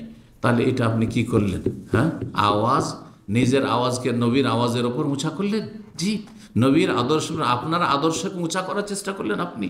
আল্লাহ যেন হেদায়েত দান করেন। 7 নম্বর, এই জন্য নবী সাল্লাল্লাহু আলাইহি ওয়াসাল্লামকে ডাকার ক্ষেত্রেও ইয়া রাসূলুল্লাহ বলে ডাকতে বলা হয়েছে, ইয়া নবী আল্লাহ বলে ডাকতে হয়েছে, আদবের সাথে, আস্তে। এবং নবীকে নাম ধরে ডাকা হারাম ছিল। কোন সাহাবে নবী সাল্লাল্লাহু আলাইহি ওয়াসাল্লামকে নাম ধরে ডাকতেন না। এখনো ইয়া মুহাম্মদ বলে ডাকবেন? একমাত্র যেখানে দুয়াতে আছে, যেমন আল্লাহুম্মা সাল্লি আলা মুহাম্মদ, আল্লাহ বারেক আলা মুহাম্মদ, সেখানে বলবেন না? বলবেন না? সেখানে বলবেন। জি, কিন্তু আপনি দেখুন না, আসসালামু আলাইকা ইয়া মুহাম্মদ বলবেন? আসসালামু আলাইকুম ইয়া রাসূলুল্লাহ, আসসালামু আলাইকুম ইয়া নবী আল্লাহ, আসসালামু আলাইকুম ইয়া হাবিব আল্লাহ, কিন্তু আস্তে আওয়াজে বলবেন আপনি। জি। 7 নম্বর হচ্ছে নবী সাল্লাল্লাহু আলাইহি সাল্লামের যে আল্লাহ মর্যাদা দিয়েছেন সে মর্যাদাকে উন্নীত করা, মানে তাহাকে আল্লাহ যখন উঁচা করেছেন তো আপনি তার আলাপ আলোচনার মাধ্যমে, আপনি তার সবসময় ভালো চর্চার মাধ্যমে বা আদর্শের প্রচার প্রসারের মাধ্যমে তার আদর্শকে উঁচা করবেন, মানে তাকে উঁচা করা হইল। এই জন্য আল্লাহ কোরআন এখানে বলেছেন যে ওয়ারাফা'না লাকা যিকরাক, আলাম নাশরাহ লাকা সাদরাক। আল্লাহ একটি আয়াতে কি বলছেন? ওয়ারাফা'না লাকা যিকরাক, হে নবী তোমার আলোচনাকে, তোমার সুখ্যাতিকে আমি উন্নীত করেছি, ওপরে উঠিয়েছি। তোমার আলাপ আলোচনাকে, গুণগানকে, তোমার সুখ্যাতিকে আমি উন্নীত করেছি, উঁচা করেছি। এই জন্য নবী করিম সাল্লাল্লাহু আলাইহি সাল্লামের নাম আজানে উচ্চারণ হচ্ছে। আশহাদু আল্লা ইলাহা ইল্লাল্লাহর সাথেই আশহাদু আন্না মুহাম্মাদুর রাসূলুল্লাহ। একামতে হচ্ছে, আত্তাহিয়াতে হচ্ছে আসসালামু আলাইকা আইয়ুহান নবী ওয়া রাহমাতুল্লাহ। দরুদে হচ্ছে আল্লাহুম্মা সাল্লি আলা মুহাম্মদ, আল্লাহ বারিক আলা মুহাম্মদ, ইত্যাদি ইত্যাদি। আজানের পরে দোয়া হচ্ছে আল্লাহ ওয়াতি মুহাম্মাদানিল ওয়াসিলাতা ওয়াল ফাদিলা। এইভাবে যদি বর্ণনা করে নবী করিম সাল্লাল্লাহু আলাইহি সাল্লামকে আল্লাহ কত উঁচু সম্মান দিয়েছেন, সুতরাং সেই সম্মান দিয়ে কথা বলবেন। তাকে সম্মান করা মানে তার হাদিসকে সম্মান করা, তার আদর্শকে সম্মান করা, তার শরীয়তকে সম্মান করা, তার পরিবার পরিজনকে সম্মান করা, তার সাহাবায়ে কেরামদেরকে সম্মান করা। সুতরাং যারা সাহাবায়ে কেরামদের মানহানি করে, 5 জন সাহাবী ছাড়া সবাইকে কাফের মনে করে, কারা? শিয়ার। আর যারা শিয়া প্রেমী আমাদের দেশের, তারা সাহাবায়ে কেরামদের দলে আছে না নবীর দুশমনদের দলে আছে? সাহাবায়ে কেরামদের দুশমনদের দল মানে নবীর দুশমনের দলের সাথে আছে। চিন্তা করুন তাহলে। হ্যাঁ, আর তাদের পিছনে পিছনে এক শ্রেণীর লোকেরা ছুটছে। হ্যাঁ, তাদের ইসলামের ভ্রান্ত ব্যাখ্যায় বিশ্বাসী হচ্ছে। আল্লাহ তাদের অনিষ্ট থেকে রক্ষা করুন, বোঝার তৌফিক দান করুন। রাসূলুল্লাহ সাল্লাল্লাহু আলাইহি ওয়াসাল্লামের সাথে যে কোনো বিষয় সংশ্লিষ্ট, সেই বিষয়ে আপনার অন্তরে যেন সম্মান মর্যাদা থাকে। যার শ্রদ্ধা থাকে অন্তরে, তার সেই অনুভূতিটা আপনি বুঝেন যে আপনি কতটা তাকে শ্রদ্ধা করেন, কতটা তার মর্যাদা দিয়ে থাকেন। জি। তারপরে 8 নম্বর রাসূলুল্লাহ সাল্লাল্লাহু আলাইহি ওয়াসাল্লামের হক হচ্ছে যে রাসূলুল্লাহ সাল্লাল্লাহু আলাইহি ওয়াসাল্লামের হিতাকাঙ্ক্ষী হবেন। হিতাকাঙ্ক্ষী হওয়ার কথা কোরআনে কারিমে রয়েছে। সূরা তাওবার আয়াত নম্বর 91 আল্লাহ ইরশাদ করেছে, ওয়ালা আলাল্লাযিনা লা ইয়াজিদুনা মা ইউনফিকুনা হারাজুন ইযা নাসাহু লিল্লাহি ওয়া রাসূলিহি।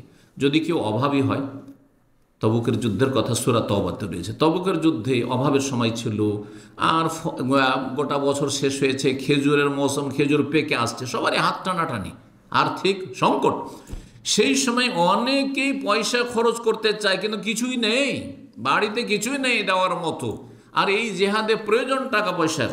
আল্লাহ বলছেন যে যাদের আর্থিক সংকট রয়েছে, তাদের ওপর কোনো অভিযোগ নেই, তাদের বিরুদ্ধে তাদের কোনো আপত্তি নেই তাদের ওপর, কিন্তু একটি শর্ত অবশ্যই, আপনি পয়সা দিয়ে খেদমত করতে পারছেন না, আপনি পয়সা দিয়ে সহযোগিতা সাহায্য করতে পারছেন, কিন্তু এজা নাসাহু লিল্লাহি ওয়া রাসূলিহি, যেন তারা হিতাকাঙ্ক্ষী হয়।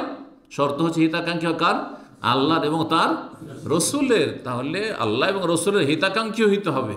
আর এই মর্মে সহিহ মুসলিমের প্রসিদ্ধ একটি হাদিস রয়েছে। সহিহ মুসলিমে হাদিস নম্বর হচ্ছে 82, আর দিনুন নাসিহা। দিন ইসলাম নাম হচ্ছে কিসের নাম? নাসিহা, হিতাকাঙ্ক্ষী হওয়ার নাম, শুভকাঙ্ক্ষার নাম, কল্যাণ কামনার নাম। যে আপনি যে কোনো স্তরের মানুষের জন্য, মানুষের রবের জন্য আপনি কি হবেন? হিতাকাঙ্ক্ষী হবেন। কার জন্য হিতাকাঙ্ক্ষী? লিল্লাহি ওয়া লিকিতাবিহি ওয়া লিরাসূলিহি ওয়া লিআইম্মাতিল মুসলিমিন ওয়া আম্মাতিহিম। 5টি কথা বলেছেন। একটি আমার লেকচারই আছে এর ওপর, এই যে ইউকে লন্ডনে গিয়ে যে লেকচার দিলাম তার একটি আলোচনায় এ আছে যে হিতাকাঙ্ক্ষী হয় নাসিহা। কেমন করে আপনি নাসিহা করবেন আল্লাহর জন্য, কেমন করে হিতাকাঙ্ক্ষী হবেন রসুলের জন্য, কেমন করে হিতাকাঙ্ক্ষী হবেন কোরআনে কারিমের জন্য, কিতাবিহি, কেমন করে আপনি হিতাকাঙ্ক্ষী হবেন আপনি মুসলিম জনগণের জন্য, মুসলিম শাসকের জন্য, ইত্যাদি ইত্যাদি। ওলামায়ে কেরামদের জন্য হিতাকাঙ্ক্ষী হবেন, আইম্মাতুল মুসলিমের মধ্যে ওলামা শামিল আছে। তো আল্লাহ রাব্বুল আলামিন এই হিতাকাঙ্ক্ষী হওয়া ফরজ করেছেন, আর এর নাম হচ্ছে দিন। এর নাম হচ্ছে দিন, যে আপনি হিতাকাঙ্ক্ষী হবেন আল্লাহর এবং আল্লাহর নেক বান্দাদের। আর সবচেয়ে নেক বান্দা আম্বিয়া রসুলগণ, আর শেষ নবী মুহাম্মদ সাল্লাল্লাহু আলাইহি সাল্লাম। 9 নম্বর, সেটা হচ্ছে নবীকে যখন ভালোবাসে, নবীর হক আদায় করে, তো নবীর পরিবার পরিজন, নবীর বিবিগণকে ভালোবাসতে হবে, নবীর বংশধরকে ভালোবাসতে হবে, হাসান হোসেনকে ভালোবাসতে হবে, আলীকে ভালোবাসতে হবে, গোটা বংশের যারা মুমিন মুমিনাত কুরাইশ তাদেরকে ভালোবাসতে হবে, যাদের সাথে রক্তের সম্পর্ক রয়েছে নবী সাল্লাল্লাহু আলাইহি সাল্লামের, কিন্তু তারা ঈমানদার, তার সাথে শর্ত এটি, তাদেরকে ভালোবাসতে হবে। তো এই ভালোবাসা আপনার কিসের খাতিরে ভালোবাসা? দিনের খাতিরে ভালোবাসা, আল্লাহর জন্য ভালোবাসা, রসুলের জন্য ভালোবাসা, দিন ইসলামের জন্য ভালোবাসা। এই ভালোবাসা ফরজ। সহিহ বুখারীতে হাদিস রয়েছে, আমরা কয়েক সপ্তাহ আগে এই দুটি হাদিস পরপর আলোচনা করেছি, দুই জায়গায় 3436, 3468, কাছাকাছি সময় হাদিসটি এসছে। আবু বকর সিদ্দিক রাদিয়াল্লাহু তাআলা খেলাফত আমলে সাহাবায়ে কেরামদেরকে উপদেশ দিয়ে বলছেন, উরকুবু মুহাম্মাদান ফি আহলি বাইতিহি, তোমরা মুহাম্মদ সাল্লাল্লাহু আলাইহি ওয়াসাল্লামের খাতিরে তার আহলে বাইত পরিবার পরিজনের দিকে লক্ষ্য রাখিও। কার খাতিরে লক্ষ্য রাখবেন? রাসূলুল্লাহ সাল্লাল্লাহু আলাইহি সাল্লামের খাতিরে। 10 নম্বর সর্বশেষ রসুলের হক, সেটি হচ্ছে বেশি বেশি নবীর প্রতি সালাত, দুরুদ পেশ করা এবং সালাম পেশ করা। আর বিশেষভাবে যেই সময়গুলিতে সালাত ও সালাম পেশ করার বেশি ফজিলত রয়েছে, তার মধ্যে একটি হচ্ছে এই যে জুমার রাত শুরু হয়েছে, সূর্য অস্তমিত হওয়া থেকে শুরু করে জুমার দিন সন্ধ্যা পর্যন্ত। রাসূল বলেছেন যে জুমার দিনের এই বৈশিষ্ট্য, বিভিন্ন বৈশিষ্ট্য, ফাকসিরু আলাইয়া মিনাস সালাতে ফি, এই জুমার দিনে বেশি বেশি আমার ওপর তোমরা সালাত পেশ করবে। ফাইন্না সালাতুকুম আলাইয়া মার, তোমাদের সালাত আমার সামনে পেশ করা হয়। কিভাবে পেশ করা হয় পারলৌকিক জীবনে আল্লাহ ভালো জানেন, কিন্তু হাদিসে বলা হয়েছে সেটি। তো আল্লাহ রাব্বুল সূরা আহজাবের আয়াত 56তে স্বয়ং নির্দেশ দিয়েছেন নবীর এই হকটি আদায় করা, সালাত এবং সালাম। সালাতকে আমাদের দেশের মানুষরা দুরুদ বলে, সালামটাকে আবার ঠিক রেখেছে, সালামটাকে ঠিক, যেমন জাকাতটাকে ঠিক রেখেছে, কিন্তু সিয়ামকে কি করে দিয়েছে? রোজা বানিয়ে দিয়েছে। হজকে ঠিক রেখেছে, কিন্তু সালাত, কে 5 ওয়াক্ত সালাতকে কি বানিয়ে দিয়েছে? নামাজ বানিয়ে দেয়। ফার্সি, কিছু ফার্সি আর কিছু আরবি, এই হলো অবস্থা, দেশীয় অবস্থা। ইন্নাল্লাহা ওয়া মালাইকাতুহু ইউসাল্লুনা আলান নবী ইয়া আইয়ুহাল্লাযীনা আমানু সাল্লু আলাইহি ওয়া সাল্লিমু তাসলিমা, নিশ্চয় আল্লাহ রহমত বর্ষণ করেন, ওয়া মালাইকাতুহু, ফেরেশতাগণ সমস্ত রহমতের দোয়া করেন। দেখেন আলাদা হয়ে গেল। সালাত, আল্লাহর পথে সালাত মানে রহমত বর্ষণ করা, আর ফেরেশতাদের পথে সালাত মানে রহমতের দোয়া করা, নবীর জন্য। আর আমাদের দায়িত্ব হচ্ছে কি করব? ইয়া আইয়ুহাল্লাযীনা আমানু সাল্লু আলাইহি ওয়া সাল্লিমু তাসলিমা, হে ঈমানদার, তোমরা তার প্রতি সালাত পেশ করো এবং তার প্রতি যথাযথ সালাম পেশ করো। সাল্লু ওয়া সাল্লিমু তাসলিমা, যথাযথ সালাম পেশ করো। যথাযথ সালাম মানে কি? যেভাবে পেশ করতে বলা হয়েছে, যেভাবে করতে বলা হয়েছে। তার মধ্যে কিছু ফরজ আছে, আর কিছু সুন্নত মুস্তাহাব আছে, আর বাকি নফল। ফরজ কখন? নামাজের ভিতরে।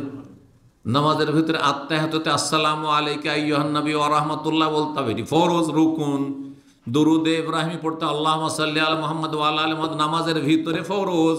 এটা হচ্ছে সঠিক। যদিও ইখতিলাফ দুরুদের ক্ষেত্রে একটু আছে, বা এতেও আছে আত্তাহিয়াতে, কিন্তু ইখতিলাফ থাকে না। আসল হচ্ছে যেগুলি ফরজ, রুকুন অথবা ওয়াজিব অবশ্যই। তো দুরুদ সালাম দেখেন নামাজের ভিতরে ফরজ। আর সুন্নত হচ্ছে যেমন জুমার দিনে দোয়ার সময়, দোয়ার আগে পরে, আর তারপরে বিভিন্ন সময় যে হাদিসগুলিতে রয়েছে যে এই সময়গুলিতে দুরুদ পড়া, তারপরে আজানের পরে, ইত্যাদি ইত্যাদি। এইগুলিতে নবীর নাম যখন আসবে, তখন ছোট্ট করে হইল সাল্লাল্লাহু আলাইহি ওয়াসাল্লাম, এইভাবে পড়া। আর এছাড়া বাকি আপনি বেশি বেশি পড়বেন, আপনি বেশি যে কোনো সময় আপনি আল্লাহুম্মা সাল্লি আলা মুহাম্মদ, আল্লাহুম্মা বারিক আলা মুহাম্মদ পড়তে পারেন, কোনো অসুবিধা নেই। এগুলোকে নফল বলতে পারি। তাহলে আমরা 3 ভাগে ভাগ করতে পারি। নবী সাল্লাল্লাহু প্রতি সালাত ও সালাম পেশ করা। মুসনাদ আহমদ আর তিরমিজিতে একটি হাদিস রয়েছে এবং হাদিসটি সহিহ। রাসূল বলছেন, রাগেমা আনফু রাজুলিন, ওই ব্যক্তির নাক মাটিতে মিশে যাক, মান জোকের তো ইন্দাহু, যার সামনে আমার নাম আসলো, আলোচনা আসলো, সে নিজে উচ্চারণ করলো অথবা শুনলো কারো মুখ থেকে, ফালাম ইউসাল্লি আলাইহি, কিন্তু আমার প্রতি দরুদ সালাত পেশ করলো না।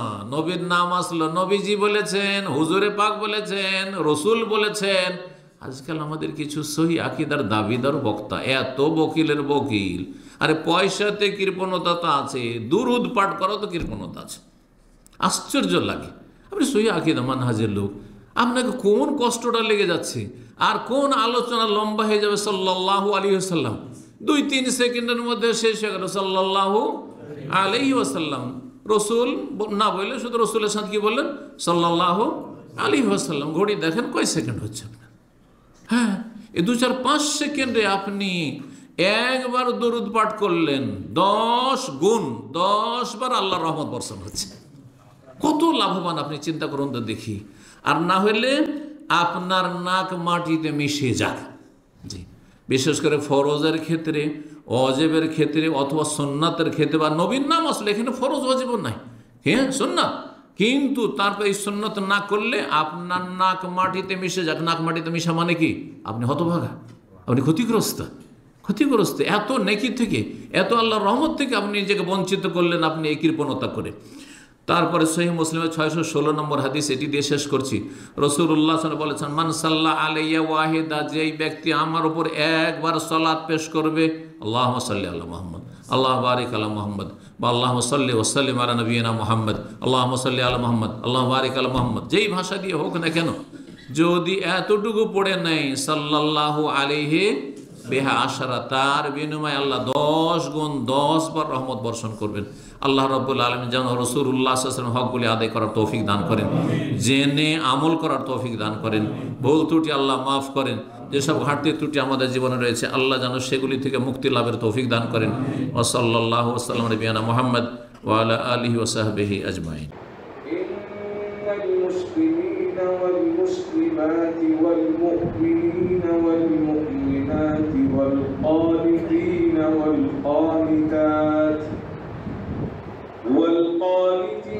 والقانتات والصادقين والصادقات والصابرين والصابرات والخاشعين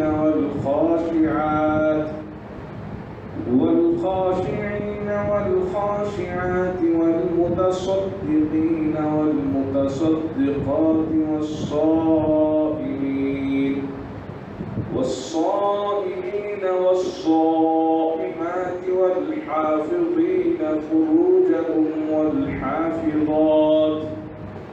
والحافظات والذاكرين الله كثيرا والذاكرات أعد الله لهم مغفرة وأجرا عظيما.